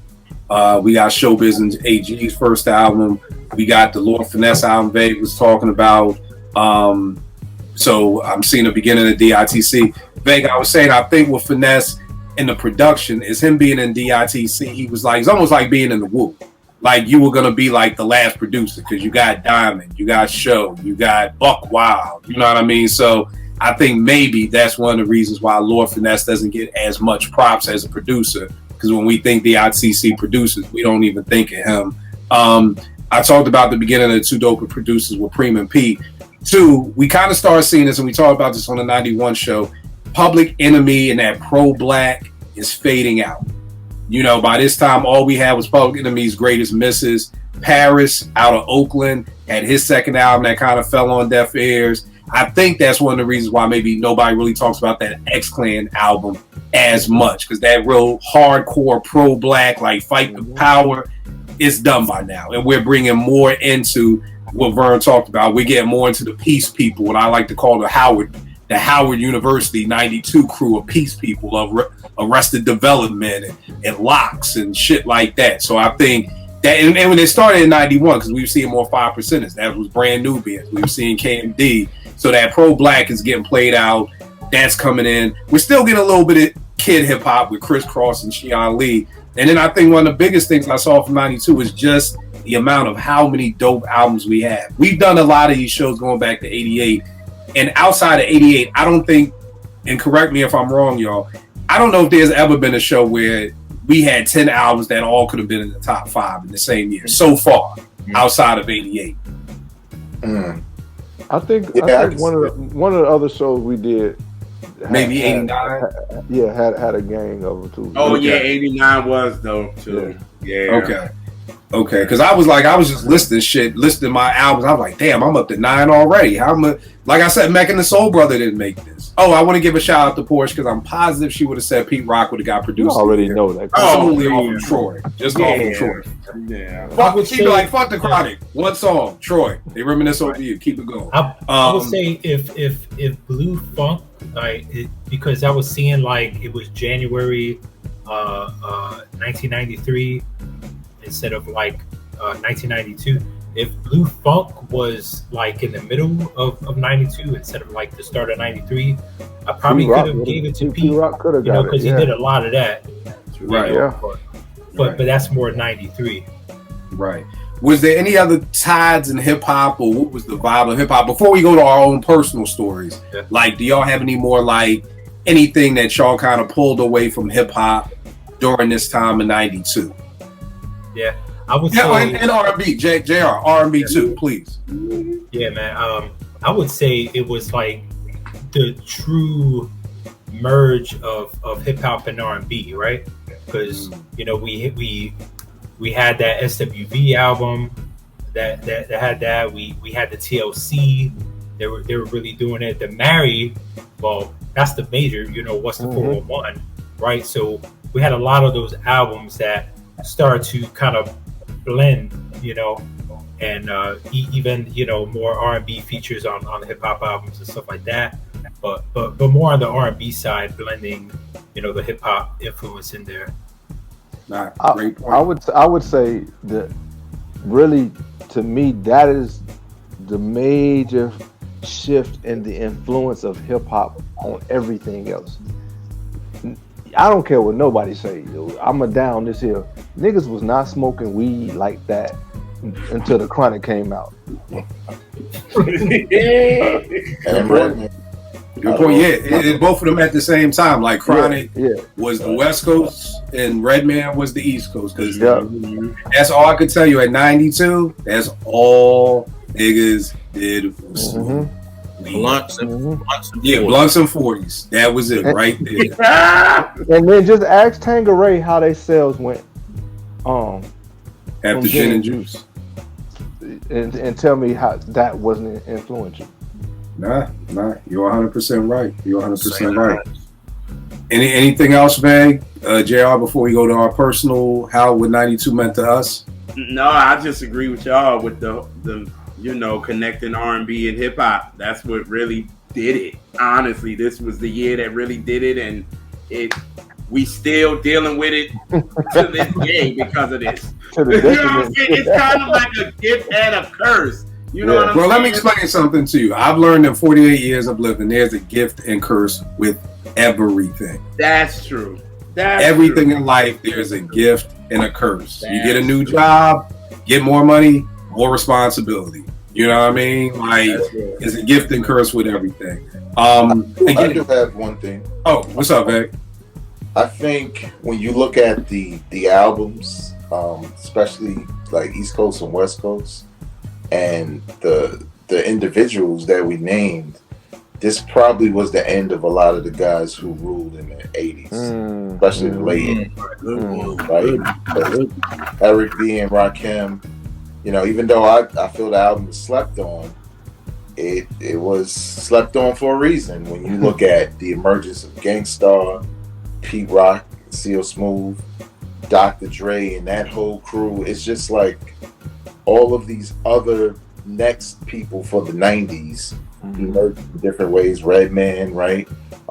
Eric Sermon was able to kind of stay in that conversation because of his productions and his ties. So we know what happened to EPMD, right? That was it for them. But Eric Sermon was able to take that and go over here and do these other Cos effects, right? And like you said, even on the R&B tip, right? You're seeing SWV and what Mary's doing, and it just feels like that's the thing. Fuck what EP and D said about crossover. This shit sound good. Rap on it. Like, Right. So yeah, I kind of looked at it like that. Like, damn, what's different? But that's what's different, right? Though all the cats from the late 80s was ruling. And Ice Cube was hanging in there, but give him another album or so. Right. And again, that's why I love doing these shows, because even when we did the 91 show, every year you can kind of see, like, I think it was for 88 and 89, Kane was my MC of the year. And then by 90, he wasn't. And it was like, all right, well, here's where the downfall starts. It's the same thing with Marley. It was like Marley was my producer of the year for like 88 and 89, but here comes 90 and 91. It's like, okay, now we're not seeing Marley Marl's name nowhere. We're not seeing Big Daddy Kane's name nowhere. We're seeing the people who are surviving, the G-Raps, like you just said, the Eric Sermons, but surviving in a different way, and then surviving on the solo tip. You know what I mean? Because 92 was the year, if I'm not mistaken, it's either 92 or 93 when Who's the Man came out with Hit Switches. So Eric had his solo albums, which took us all the way into the 2000s when he was Eric Onassis with music. You know what I mean? Like, so, it's kind of like how you said, it's funny to see who survived and who didn't. It's almost like an episode of Survivor. Like, some of these niggas ain't making it off the island. You know what I mean? Because it just wasn't happening like that. Yeah. What were you going to say, Ron? The longevity of some of these people that we mentioned in 92 is kind of impressive. Now that you, like, put it like that, you know what I'm saying? Like, Eric Sermon's longevity is kind of crazy when you think about it. Like, he started in 87. Yeah. and that music dropped in like 2002. Yeah. And just think of the people that we named. Redman had a very long career of being relevant and putting out, you know what I'm saying? Of course, Dre, you know what I'm saying? Like, we got the Chronic. We got the second Chronic, and it was, 2001? Yeah. So I think that's one thing is, like, the longevity of these artists that we name. And also, hip-hop always been influential for us, but to, the masses. I think it's starting to get crazy now in 92. Like, the influence it has on just everybody, people that, not from the hood, people that's of different cultures and ethnicities. Like, it's getting crazy now in 90. Like, the influence is you know what I'm saying, is heightened. It's always been there, but I think it's going to another level around this time in '92. It's funny you talk about the influential. I'm gonna get to you, Ed. I remember there was an interview with Das, and it may have been on MTV at the time. Not even MTV Raps, but MTV. And they was like, what's the science behind the Band-Aid you had under your eye in the Day One Effects video? He was like, I cut my eye. You know what I mean? But like now people will already start rocking Band-Aids like under their eye, like, oh, that's the new fad. Okay, Band-Aids. Nah, nigga, I just fucked up my eye. Or like even when they were saying way back with Salt and Pepper, they was like, Pepper, why'd you get your hair cut like that? Like on one side, she was like, I fucked up the other side and had to get it cut like this, So it's just, how, like you said, just not just on us, but this is the years that's like it's influencing white folk and other people like that and everything like that. What were you gonna say, Eddie? I was gonna say like, so if you look at like what happened then in like 93, I feel like 93 then you had the Wu, then you have Boot Camp Click, right? Things like, especially on the East Coast, start changing, start getting darker. And I feel like 92 hip hop was still fun, like you had different different pockets and stuff, but it was still fun. Like, a lot of that DITC stuff like was there was still a lot of up-tempo stuff, right? And even like you talk about House of Pain, Jump Around and all that shit, right? The Dawes Effect stuff, even the stuff that was popular, right? It was fun without being overly corny or overly pop, like not like what would come like after Puffy, like in the late 90s and shit like that. You know what, Eddie? That's a great point, because I'm looking through all these albums. I don't think anybody got killed in 1992. Hey, look. I don't think one person got killed on wax in 1992. It's a great point, Ed. Now we gotta pay attention. The Chronic. Who got killed on the Chronic though? They ain't kill Easy, did they? Easy. Tim they killed Easy. And Tim. Yeah. Yeah, they was going crazy. They were going that. Yeah. I mean, but I mean, like getting shot. Like I'm thinking, like Prodigy and Mobb Deep. Like like 100 niggas got killed in Queensbridge. Oh, you mean literally? I'm like literally on wax, on wax. Like where we like, yo, I'm pulling out the gat. I got to sit. I'm blowing your, I'm shooting you in your fucking head, type shit like that. Like, hey, yo, on Dre Day, they said put the chrome to the side of his White Sox hat.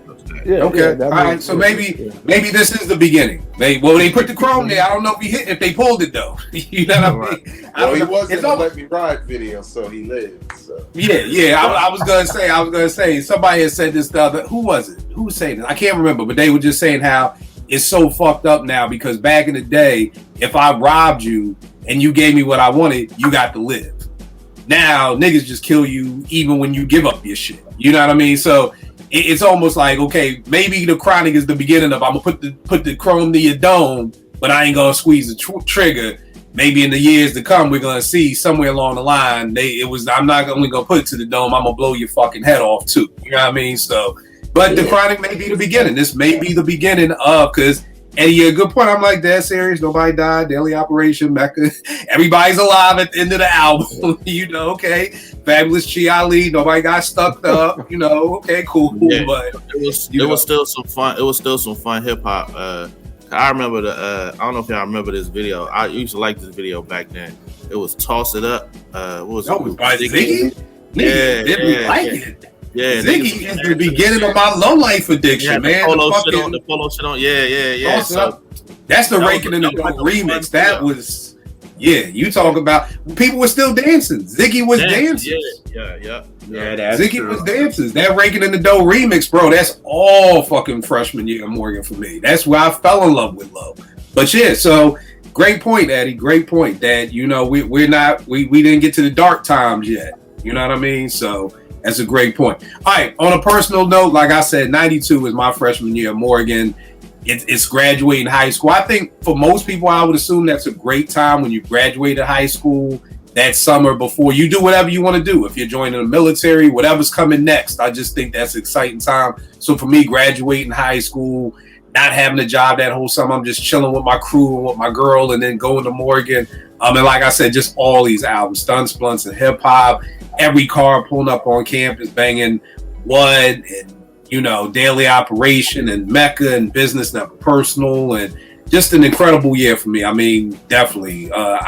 Anytime I think of the year 1992, it's just gonna always remind me of Morgan State University. So that's what it is. Vern, what about you, man? 92, you're in Atlanta. You're what, a sophomore or junior in college now? I didn't start to 91, so I'm a first year sophomore. Yeah. Sophomore. Okay. So, the emergence of TLC brings on the emergence even more of the Atlanta music scene. And I mean, I can remember going to the Warehouse and Jack the Rapper conferences in town. Now, what's the Warehouse for folk? It was a club. That's where I saw them little niggas, Jamal and them. Y'all 8 years old. How y'all in the same club I'm in?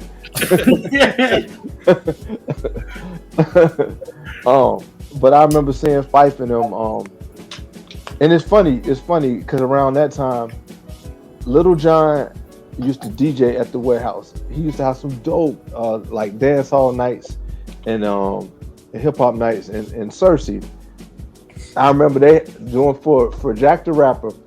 Little John had a Suzuki Samurai, and they had a keg on the back, and they were selling beer off the keg. And now Little John is the king of crunk, you know what I mean? But I remember him being a DJ and all that kind of stuff. So it was just a fun time, man. Was he a dope DJ? Yeah. I mean, he was like I said, he did a lot of dance hall, reggae, that kind of thing. I mean, he had dope hip hop too, but that's what I know him more for is the dance hall stuff. Yeah, but just a fun time in Atlanta, man. And it's like that was I would say Atlanta stopped being Atlanta like when the Olympics came. And that was 96, right? 96, yeah. Because before then, it's like everybody was just real people, wasn't trying to be red carpet, celebrity type stuff, man. It was just cool vibe, man. And you could go anywhere and hang out with different people, whatever. So that's what I remember more about 92. All right, Vague, what about you? In 92, I was 15, and like a lot of these albums were, and I probably should get up and go get them, but I have the actual cassettes I bought back then. Like literally right there, a lot of these albums, right, we talked about, all of them, The Chronic, my original tapes, because around that time I had, I was getting money and I could not, I don't know drug shit, so you niggas calm down. Right? I'm a student. But, my mother was giving me allowance, and, I would go to the record store, Beach Street, all the time. I've mentioned that a million times, and I always wanted to buy something new, right? Stumbled across The Chronic by accident, to be honest. Because, for one, at the time, I didn't know Dr. Dre had an album out. And two, I didn't go to Beach Street for it. I saw it in this, like, mom and pop spot that had a lot of, old soul and R&B and shit. And, the hip-hop section was, like, this small. And I was like, is this some bootleg shit? When I saw the cover, I was like, this is Dr. Dre. Like, where the fuck is the rest of the NWA? But when I looked at the back and I saw Snoop, I was like, nah, it's got the dude from Deep Cover on it. And I still have those things, right? A lot of those albums. But I just feel like at that time, being 15, being able to buy my own music, put it in my Walkman, read the credits as I drive, as I'm on the bus, 52 bus, B52, back to Gates Avenue. I just absorbed music in a different way because I was coming of age at that time. And also, remember, I've said this on your podcast before, in May of 1992, Lil Will was killed. And even though I was always into hip hop, right, deeply always into hip hop, I think the music hit me differently. Like that X-Clan album, I think I mentioned on one of your episodes before, because that came out right around the time he passed. So I kind of sunk into my music, right, as a way to deal with it. Because, when you're young, I mean, sure, people getting shot, killed in the hood, but, this was somebody I was truly close to, like, almost like a brother. And I had a brother. But, like, I really got into the music heavy. And so a lot of these albums, like I was paying attention to every word, hanging on every word, every beat, who produced what. And it was almost therapeutic. You know what I'm saying? So in a lot of ways, and shit, maybe that's why I still have them, you know, subconsciously, not even getting rid of them, because it kind of helped me at that time to kind of cope with what happened. But coming out on the other end of that, it's not like when I listen to these albums, I even think about that. I just appreciate the music at that time. And I've said this a million times on your podcast or my podcast. I was tired of the fun shit. So when the Chronic came out, I was like, yeah, kill all them niggas. Do all that shit. That nigga was like, I'm tired. Don't tell me to jump around no goddamn more, man. I'm tired of all this goddamn party music. Right, I loved it. Don't get me wrong. I had House of Pain, all that shit, but something about the Chronic, and then obviously with the Nas's and the Black Moons, was like, yeah, this is what we're seeing every day. You know, that's fun. Have a record for that, but this is the life we know. So it was great, and really quick. Just like a Dodge story. When he did Back to the Gorilla Gang video, like even before that, right, with Halftime and all that. After my cousin passed, you know, my aunt would always tell me, "Hey, come over for the weekend." And I see it bringing his new video, and I would be like, "Another one? Like this nigga don't have an album?" Like, you know what I'm saying? But we would come over, she would cook, and you know, probably watch the video a million times. I remember watching that video because I hadn't seen it until he brought the tape over. And you know, it's 92, so he coming with the huge box and for the VCR, and you're like, damn, there's one video on that motherfucker. right. It's huge. But even that, for him, for my aunt, for his friends, it was therapeutic, right? Because it was like, you know, we know why we're here, because we're mourning the loss of, you know, Will. But at the same time, we're celebrating Nasir. So it was a really influential time for me to like really be into hip hop like that. So hearing all these albums is like, man, I'm gonna go listen to that, go listen to that. Right. That's and Mary J. Blige, that was church for me. I was like, this album is crazy. Yeah, man. That's dope. Man. That's dope. Bro, what about you, man? Now you're 10, so you know. So this was the first, like I bought my first music with money that I was given in 92. I remember what it was. It was actually I bought something else, but I wanted crossover single. Remember they used to sell singles in the record store? And I was in Cheltenham Mall and it was one left. I told this story before, and that was my favorite song at the time. So one of the old heads named Shay, he actually bought that for me. I bought something else, and then he bought that for me. There was only one left, and he told me if I could rap the first verse, he'd buy it for me. And you know what I'm saying, he bought it. But during that time, it was like, yo, I would, you know, go and hang with my older cousins and go to the arcade. You know, the arcade that we had in Cheltenham Mall. All too well, brother. All too well. Yeah, that was the start of me really being, because like at that age, like you're real, what's the word? You can be influenced really easily. Yeah, you know influential. You're very influential. Yeah. So that, you know, it's starting to get, you know, I'm starting to get crazy with the music stuff now. Like it's like starting to become my life, you know what I'm saying, what I'm into, like, you know what I mean, during that time. So that's really what I remember in 92. I just remember, like, I don't know, man, it just was I think I said this on one of the early, like the 89 or the 90, like it's like, I don't know, stuff was just different, man. It was just so like, it was like refreshing a little bit, you know what I mean? Like it was a lot different than stuff is now, you know what I'm saying?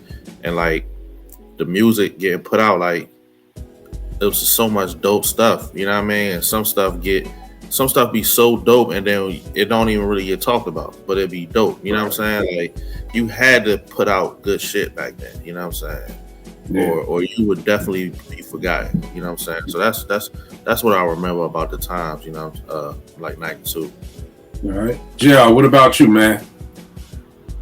This is the year that I really got into music for myself, because hearing both sides, you got my dad was hip hop, my mom was R&B for real. So it was like, all right, I'm listening to what she's right. She's playing Funky Divas. My dad is playing Mecca and the Soul Brother. She's playing this, and so once Mary came into the mix, I just remember my mom coming home and was like, "It's this girl from Yonkers, and she got this song called Reminisce."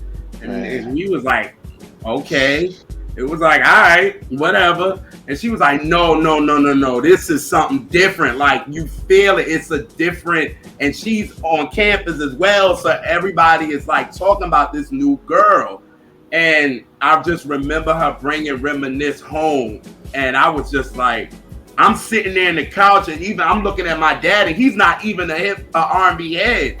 And he was like, yo, why is this joint knocking like this? Like, and it's an R&B record. And he like, this soft, he's normally like R&B, this soft ass shit. Like, I don't want to hear this, but he hear this. And it's like, yo, this is dope. And then once the 4-1 comes out, and then it's played in my house all the time. And it's like, I could see my dad want to play it, my mom want to play it, and it's making me pay attention to things. And I'm starting to ask, like, well, who is this? And my mom's telling me the samples, and that's where everything started to work for me. Like, oh, okay, this is who this is, and she's putting this. And then once Chronic came out, and I was just like, what is this? It sounded like some space shit, like for real.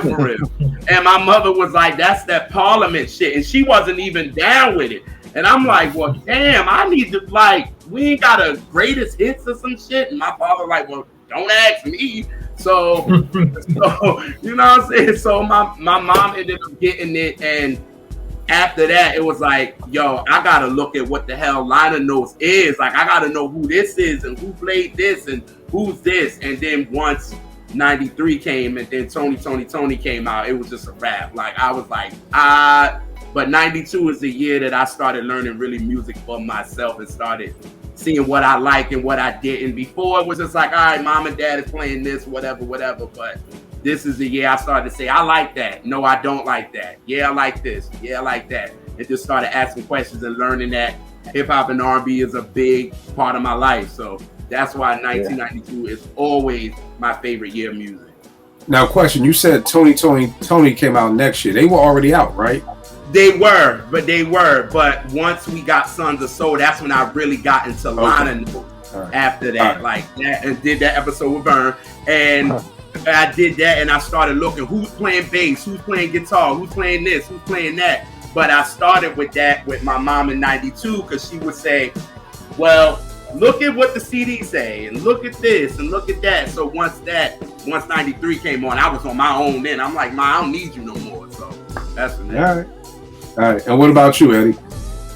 Yeah, for me, I was saying, like, I was 12. I feel what Ro was saying. I think that was the year I bought, probably first, I got some money. I think I remember I bought the Scenario single that had the remix as the B-side, right? So the Scenario remix, I remember falling in love with that shit, you know? And then I bought Murder, She Wrote, the Shaka Demons and the Fires joint. And then, I remember I bought that, the single. And then I remember going to a carnival or something, and just like playing one of them carnival games, and I won a prize. And I remember they had the TLC, who won the TLC tip cassette. And that was an option for winning a prize, so I snatched that shit up. I was like, hell yeah. You know what I mean? So that's what got me into that. But for the most part, I remember just going buying a bunch of blank tapes. And I did a lot of pause tapes off the radio, because there was like so much dope shit. And that was really like the first time I really felt like I wanted to record everything I heard on the radio, you know? Yeah. That's dope. Something we don't talk about enough. Tapes, man. Buying blank tapes, man. Hey, kid. I got both of y'all, Vern and Bay. Okay. Oh man, just Jay, I was talking about Mary. Man, what a time to be in college and partying, bro. That 411, man. I mean, because again, like chicks wasn't really feeling hip hop like that, but Mary was the best of both worlds, bro. And I just want to pay homage to one song that people don't talk about on the album. That Changes, man. Come on, man. Ooh, listen. What? Bro, I mean, bro, ooh, what a time to be alive. That's all I can say. I'll tell you this. I'm sorry, Veg. You was next. My fault. Go ahead. So since we were talking about cassettes, I figured I'll show some of these cassettes that I bought back in '92. I don't have all of them because I was like, it's too much shit. But there's the Chronic that I bought from '92. And it's it's the shit we talked about, right? Showbiz Nation. All right. Fushnikins. Yeah. Yeah. Right. I don't know when's the last time I heard that shit. Eric Sermon. Yeah, that was my shit right there, man. EPMD. Yep. Redman. There we go. I'm surprised this shit ain't popped because I swear K Solo. K Solo joint. Babe, what was the name of that single on the K Solo joint? Was it I Can't Hold It Back? Yep, I Can't Hold It Back. Yep, that lies, the rumors, the lies. That shit was hard, man. Yeah, that was the shit, man. All right, let me be quick. All right, Lord Finesse. Right, and obviously Porsche. There you go. Exodus. Yeah, I still got that joint. Right. I know we kind of mentioned this. Move on. Yeah. Slept on joint, man. Like, oh my goodness. Oh, Yeah, that's a masterpiece, man. Right. And all right, the way that shit starts off with Truthful. Oh my yeah. God. Right. Yeah. Shiali. God damn, Vegas had everything. Shit. Right. Daz. Had to have that. Look, you think you said I had everything because I didn't even show Daily Operation. Ziggy. Ziggy, there you go, bro. There you go. There it is. I right kept there. this just because I was like, I don't know where these niggas went, so I better just keep the case. Like they morphed into the Lost Boys and shit. Like, oh, that's what. This nigga just said some Harlem Brooklyn niggas turned to Queens niggas, man. It's crazy. So for everybody watching, 92, an incredible year of hip hop. You got the joints to go back, do your research on, check it out. Veg, where can they get at you, good brother? All right, you can follow me on Twitter, Instagram, and TikTok at Vegas World INC. You can check out my podcast hosted by myself and Yentz. It's called Hip Hop Twitter. It's about crazy hip hop tweets that I don't see, but somehow this nigga does and feels like I need to know why people say shit. So you get my honest reaction right then and there. He wanted to tell me beforehand, but I say, yo, don't tell me shit until we hit record. Then get my honest reaction. And Porsche was on the episode, right? Yeah, Porsche was on the episode. So was Tone. When Tone was on there, it kind of turned into some Malcolm X shit. I was like, all right, man, we like that. This shit getting too grown for me. Like, come on, man. This shit's supposed to be lighthearted, nigga. Right. I was into it too. I started to be like, yeah, because Malik, I shut it too fast. I was doing the same shit. Then I listened, I was producing it. I was like, you know what, we getting way too serious on here. Like, come on.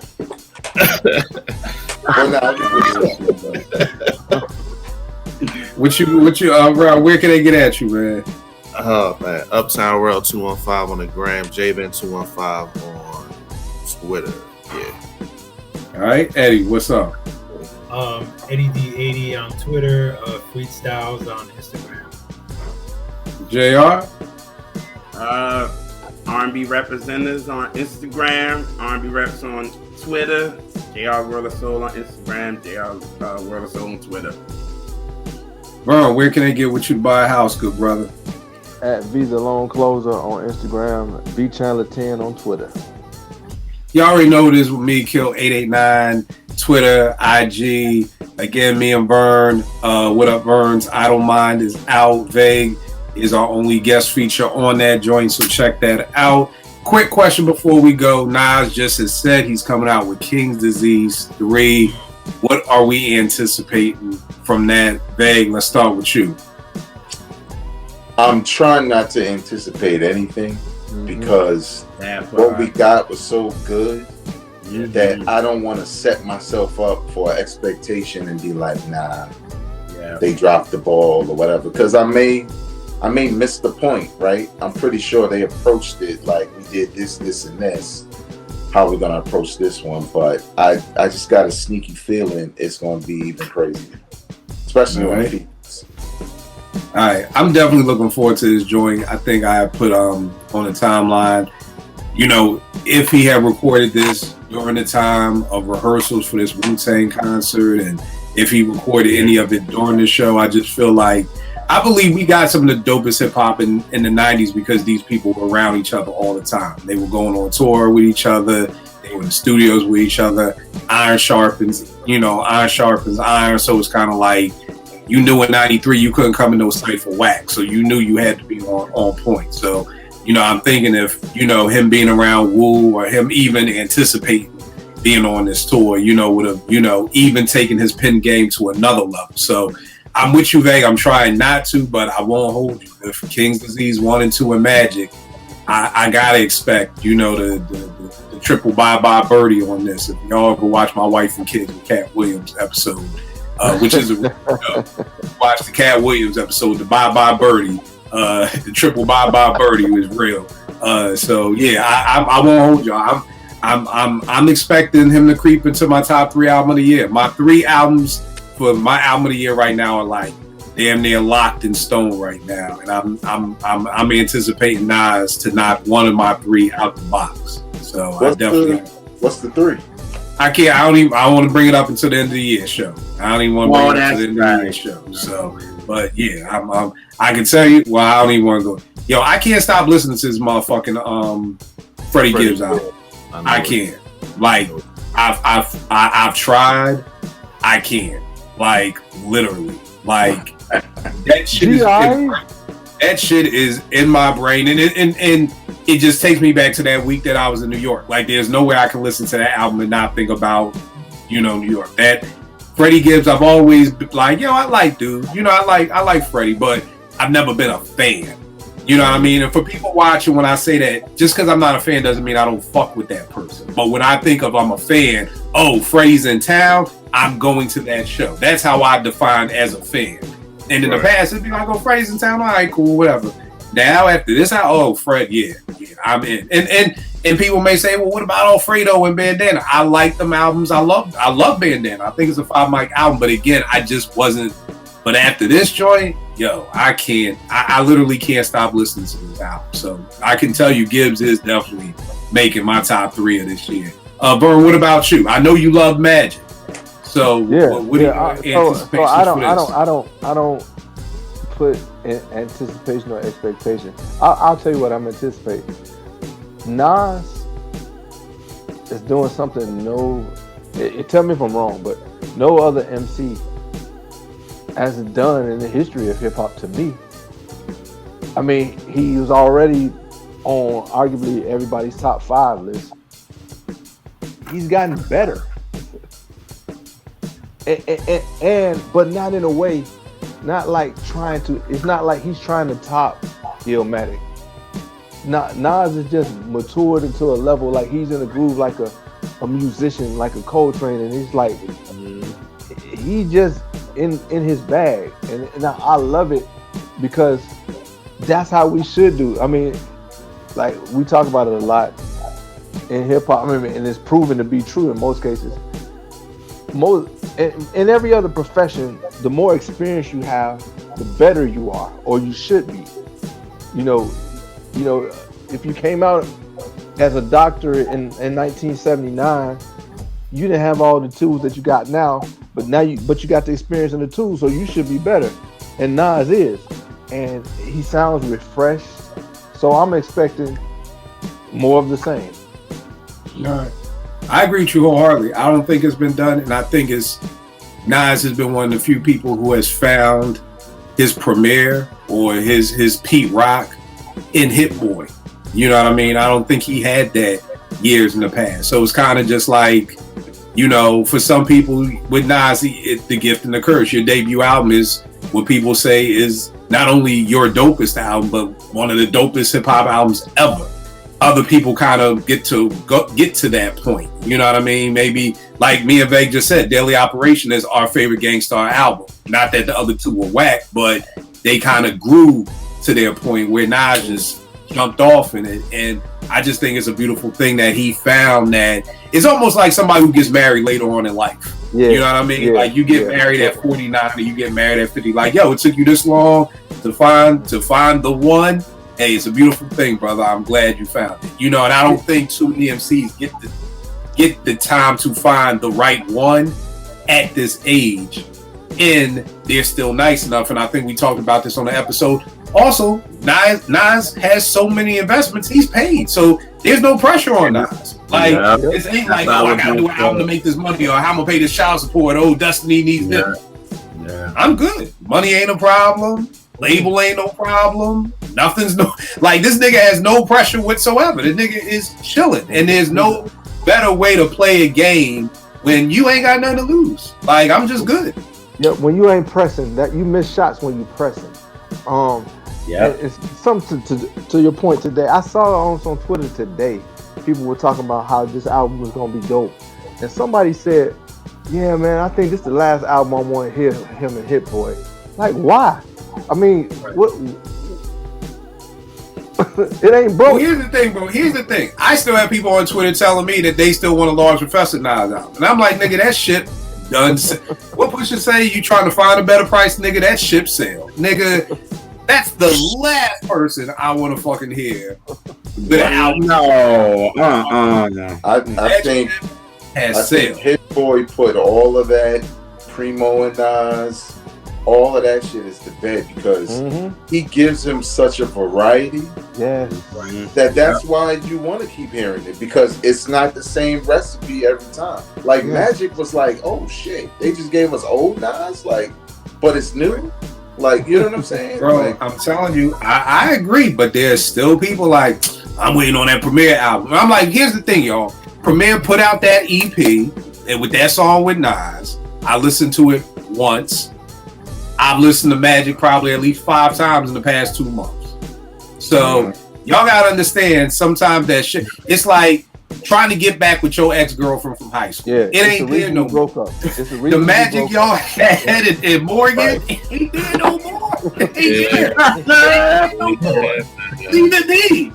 Leave it alone. Just leave it be and just be happy with who you got right now at your side doing your thing. Like, okay, it would have been great to get with old girl back in 1995. It's 2022. Okay, so let's move on. And again, that's that. Rel, you're probably one of the biggest Nas fans I know. What are your answers? What are you thinking about KD3?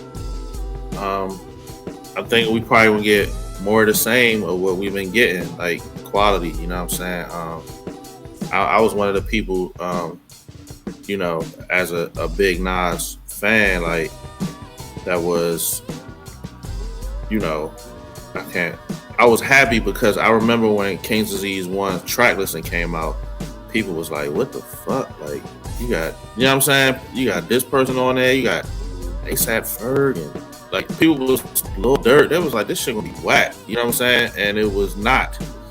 And then you get 2, and then Magic out of nowhere, you know what I'm saying? It's just like, they got a good formula, man. They got a good formula. I'm just anxious to see, you know, what direction they go in with this one and who they have featured on it and stuff like that. Like, I agree with like what Veg was saying about the variety. He just giving them a variety of beats, and he got the right tempo for the way Nas raps. And then, you know what I'm saying? Because I think one of the problems with the Kanye joint, like, the tempos didn't fit.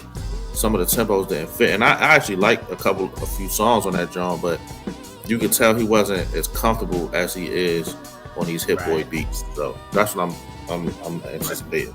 Vern, I just had one of my, what Mars calls my kill analogies. Mm-hmm. I feel like Hit-Boy for a backpacker is like when a man, a older black man gets with a white woman. And it's like, you with her?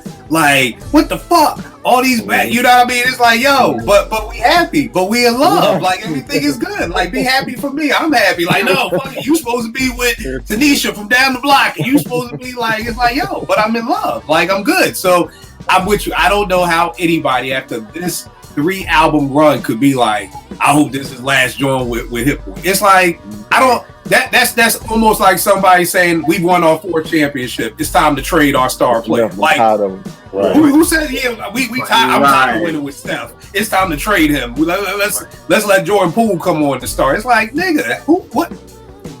That's like what you just said, bro. Literally is the equivalent of somebody in Golden State being like, yeah, I'm about tired of winning with Steph. Like, let's get some new blood in here. Like, you know how asinine that sounds? Like, who would even want to say, let's get rid of Steph and let's just start Jordan Poole and start all over again? Like, because here's my question. If you don't want Hit-Boy, who do you want? And I guarantee you that person would have probably said Pete Rock or old from Like, we are still clinging on to these people from 1994. Like, nigga, that's 28 years ago. That shit. Whoever you was fucking 28 years ago probably don't look as good as what they did 28 years ago if they look good in the first place. We just keeping it on. Okay? I've respected Nas's brilliance, but I've never been a really a Nas fan. And like, I'm listening to this like, whoa, this is. I know, and that's why I said when you said you hit me like, yo, Kill, it's magic, man. Like, I'm feeling this. Yeah, you know, you're not gonna get that.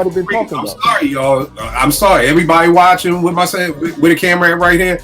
Y'all not gonna get that from Premiere. You're not. No. You're not. I mean, man, let's be honest, man. Again. I just said, I don't know another MC that's been out here as long as he. I don't know another MC. Period. This late in his career, after making such brilliance in the beginning of his career, who sounds better and more refreshed. So why do you think your golden era of backpack beat makers and producers, what have they done in the last 10 years that makes you think they got some magic? The only person who I can get with is Pete. Pete is one of the few people who is still, you know, that Sky Zoo project was 5 mics to me. I think Pete is it. I just think at the end of the day, bro, Nas is in a good place. And that's where we all want to be. Think of how much more relaxed we would be if we don't have to worry about our pension. We don't have to worry about our future. We don't have to worry about paying bills. Think about how much more relaxed you could be at whatever it is that you do. Nas is rapping because he wants to rap. Nas is putting out albums now because he wants to. There's no pressure from the labels. There's probably no huge sampling clearance. To me, there's no better place in life to be where you just know that you are set for life. I'm trying to get there. I can only imagine it's a beautiful place to be, to just know I get to do this because I still want to do it. It's why I never want 3,000 to put out music. Because when he's saying I don't want to rap, don't rap. Don't rap. Please, don't. If you don't want to do it, don't do it. He wants to, and we still want him to. Because it's a lot of legacy acts that's been dropped. So like, hey man, you know. Nah, you're right, bro. I got hyped for a minute. I was like, yo, the Artifacts got to do album out with Buckwild. I can't wait to hear this. Heard it, I was like, okay. And we're back to Freddie Gibbs. Okay. Oh, wait, that's real? That happened? Yeah, it's out. They got it out. And I was hyped. And it was like, this is Buckwild, whoa. I forgot was probably about 25 years ago. Like, you know, I people get stuck at certain ages. Like, my mom is turning 70 next month, and I'm like, wow, like you're still stuck at like 48 to me, nigga. I'm 48, so you can't be 48. So I'm like, still, when I hear Buckwild, I'm like, whoa, Buckwild, okay, let's go. And it's like, yeah, nah. You know, it's a Vegas true Hollywood story that's actually current. I see Buckwild every day in Newark. Word? Every morning, he's in the same spot. Well, I don't know if he got any ops, but he too damn old to be having ops, so it ain't on me. But I see him every day, right outside the Starbucks. I'm probably the only hip hop nigga that's like, oh shit, Buck Wild. Most niggas probably don't even know what he looked like. Right. But I was always curious about what he was working on. Now I know. So. Well, I'll say this: he had a banger with Saigon. He's got a banger with Saigon and Benny the Butcher. That's fucking stupid. Really? Like YouTube that, like probably from last year, but YouTube Saigon and Benny the Butcher. That beat is crazy. So again, this is no disrespect to Buck Wild. I'm not dissing nobody. I'm just saying that Vern, I agree with you. Not only does he still want to rap, we still want to hear him rap, and he's rapping and giving us what we want. And it's not for, as Nas said before, you stuck in the 90s niggas, because I was offended by that. Nigga, all I want you to do is come out with dope ass music. I'm not stuck in the 90s. I don't want you to be with Premier. I don't want you, nigga, lose their numbers, lose all the motherfuckers' numbers. I just want you to make dope ass music. I ain't stuck in the 90s. I'm offended, nigga. I just want some dope ass music. Just stop fucking with Swiss. Swiss is not the answers, Nas. He's just not. Eddie, what about you? What are your anticipations for this album? Yeah, man. I just think that I just want to hear what Nas is going to talk about next. I mean, I feel like, you know, each one of these King Disease albums, like, he's dropping gems, he's telling stories, and it's like, oh shit, like that whole Death Row East, you know, we're just talking about on that, and then just talking about like him being of a certain age and like the maturity, right? And certain things, right? And he's like he's meeting us where we're at, you know, and still putting out dope music, right? He's talking about more mature subject matter without making it corny, you know. But he's also working with a producer who's, you know, younger, who has produced for some of these younger artists, so it sounds current without sounding whack, you know. I don't think it's going to be another Magic, you know, because I feel like the, you know, King Disease 1, King Disease 2, I think both of those sounded more diverse than Magic. I feel like Magic kind of had like a certain feel to it, right? It was harder, more boom bap and all that. I feel like King Disease 3, who knows? Who knows what we're going to get, but I know the beats are going to be dope, and I think, you know, Nas is going to surprise us again with the subject matter, you know what I mean? Like you guys say, he's in his zone. He doesn't need to make the music, and he's in a good place. I think the only other group I would say that kind of gave me a similar thing, maybe not exactly, was like Run the Jewels, like Killer Mike and LP coming together and like making doper albums, and arguably doper albums than they've done on their own, you know, like and more well received, you know. Right. What about you, JR? I'm just ready for Nas to come out with this. Like y'all said, he's at a place where he just wants to make music, and that's a great place to be. And I'm just wishing that a lot of R&B artists would do that and make good music instead of trying to, you know, to sound like the young. Like you already a veteran in this. Do what you want to do. Like you already have your fans. Cater to them. Like stop. These younger kids don't know you, but if you make it good and it's good to you, then it might hit. You know what I'm saying? So I'm waiting for Nas to come with this. I know it's gonna be hot. So. You know, the only thing where I could say with that, JR, to kind of play devil's advocate, well, it's not really devil's advocate because I believe it. I believe the key thing is that Nas doesn't have to do this for money. Like most other people aren't at that place. They're still trying to find a marketing scheme to be able to get people to buy their stuff. I agree with you. It may not be the younger people, but then maybe people our age don't actually buy the stuff. You know, we you know, you pay $9.99 a month and you can listen to every album in the world for free. You know, so I don't know if the average I don't know. I mean, we're all heads in here. But I mean, if you take it all the way back to 80, if you started iTunes in 85, I don't know if I own every Run DMC album, if I could listen to it for free for $9.99 a month. You know what I mean? We just come from an era where we had to buy music if we wanted music. This new generation doesn't have to do that, and even people our age are now old enough to say, why am I buying this album? I already paid $9.99. Pay $9.99 for an album, or $9.99 a month for Apple, Tidal, Spotify, and I can listen to everything. So again, I think when you don't have any pressure, because here's the thing, we was talking about this on another app. The record labels were the ones saying, make this for the radio, make this for this, make this for that. Now cats have their own independent label, and they're essentially doing the same thing the record labels told them to do. Right. Because they came out with the Boom Bap album, but then nobody bought the Boom Bap album. You know, it's like people are like, "Kill, where's the Apartment 5B merch? I want it right now." Now I'm gonna put it out, like 5 people gonna buy it. Like 200 people ask me for it all the time. You know what I mean? Then you do it, and it's like, I got it. Y'all been asking for the shit. Here you go. And it's like crickets. So it's kind of like, you know, so I think, again, that's the other thing. If more people had it where their bank account is good and I can just make music freely, you know what I mean? And then on top of that, I remember Nas met his I don't want to say soulmate, but met his music. I get it.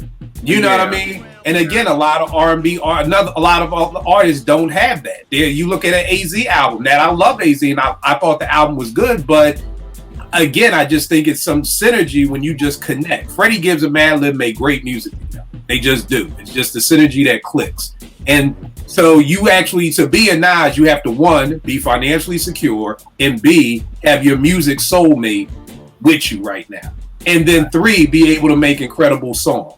Right. And that's a lot easy. That's a lot harder than what it seems.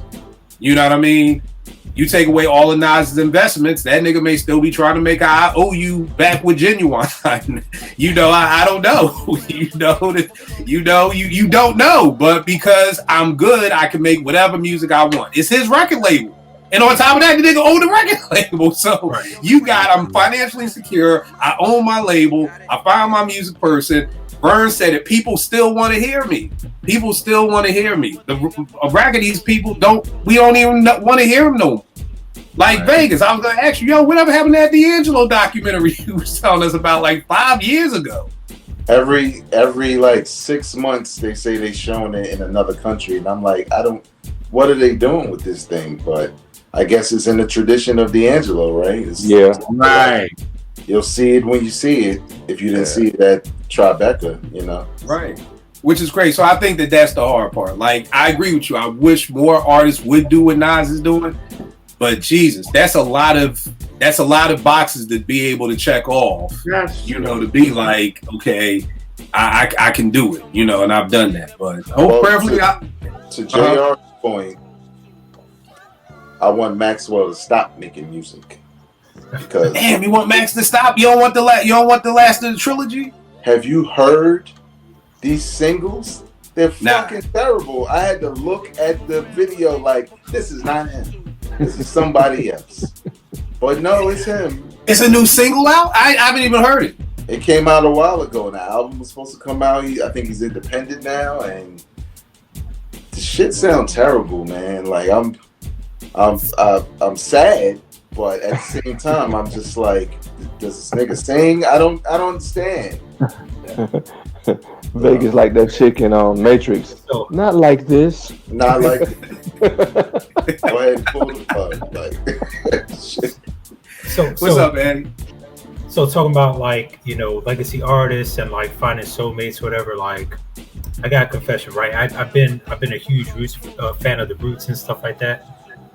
I feel like I would rather have a follow-up to this Cheat Codes album with Black Thought and Danger Mouse than another Roots album. I feel like they could. I don't know if that's a confession, Eddie. Like I'm expecting you to say some crazy shit. Like, secretly, I lied to y'all niggas. I was never in the Marines. Like, nigga, I was lying. Like, no, I think we all would like a follow-up to Danger, but I don't need another Roots album ever again. Yeah, I don't need. And that's the thing. Like I heard that they were working on one. And they please don't. Somebody breaking the Jimmy Fallon studio and break Quest equipment. Like, please, we don't need another. There's a point in time where I would have welcomed that, and I feel like that's what happens sometimes with artists and groups. Like they kind of overdo it to a point where like there's artists that stop making music and you're like, damn, like, you know, EPMD broke up. And then there are artists who keep making music and you're like, damn, like, niggas. Right, like, stop. Right, exactly. Like, P Rock and CL Smooth, like, we're like, damn, like, I wish they would have made another album. The roots could stop at this point. I'm sorry. Nah, I agree with you wholeheartedly. I think this joint right here is incredible. I mean, fuck it. I'm already done said half of them. Push's album, this, and Freddie Gibbs are like my top 3 right now. So, but yeah, I mean, I think, and even with Thought, he did the Ninth Wonder, he did the Slime Remy, he did the Sean C, he did Danger Mouse. Danger Mouse wins, everybody. Thought, guess what? If this was American Idol, Danger Mouse won. So keep making albums with Danger Mouse. Leave everybody the fuck alone. Lose a mayor's number, and let's just get that trilogy going too. Here we go. Danger Mouse makes great music. And it is not formulaic. It's not what we've heard. I mean, bruh, that Saint Elsewhere album, that's a all-time classic album. Him and CeeLo, man, was on something different. And you know, he because of his musicality, I think it brings out something in Thought more so than just the we've heard that enough. I mean, right. Hey, be careful! I pissed off the deep thinkers. Yeah, nigga, you don't give a fuck. Yeah, because you selling houses all goddamn day. I'm the one who got to deal with the shit. Like y'all come on my block. You my cousin who come on my block from another neighborhood starting all this shit. Then go home on Sunday, and I'm the nigga who got to rumble all these niggas who you done pissed off and robbed all day. That boy be on that timeline. Yeah, it's always that cousin. It's always that cousin that's like, yo, I don't give a fuck about these niggas coming fucking up shit on my block. Nigga, fuck up shit on your block, man. Shit. I'm the nigga who got to deal with these people. The deep thinkers. Yeah, the deep thinkers and the fucking Jehovah's Witnesses, man. They oh come my God. They come in. If somebody put something like, is Black Thought the greatest MC ever? I just said no. And that was it. And then the next morning I wake up, it's like, yes. Nigga, nobody asked y'all. I don't give a fuck. I don't care what you think. I said no, that was it. Leave it alone. Other niggas like, yo, why can't you have a Nas, say Nas is great without bringing up Jay-Z? Nigga, they at the hip.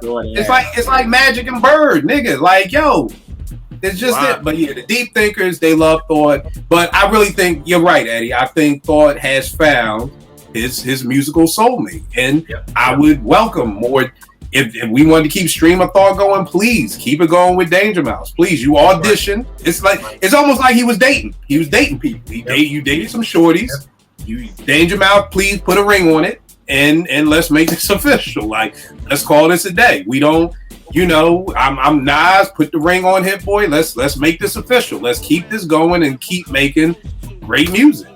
I'm gonna say this. I think if you put some truth serum in Black Thought, he would be like, "Hey man, I've been wanting to get somebody else to do some stuff, but besides, yeah.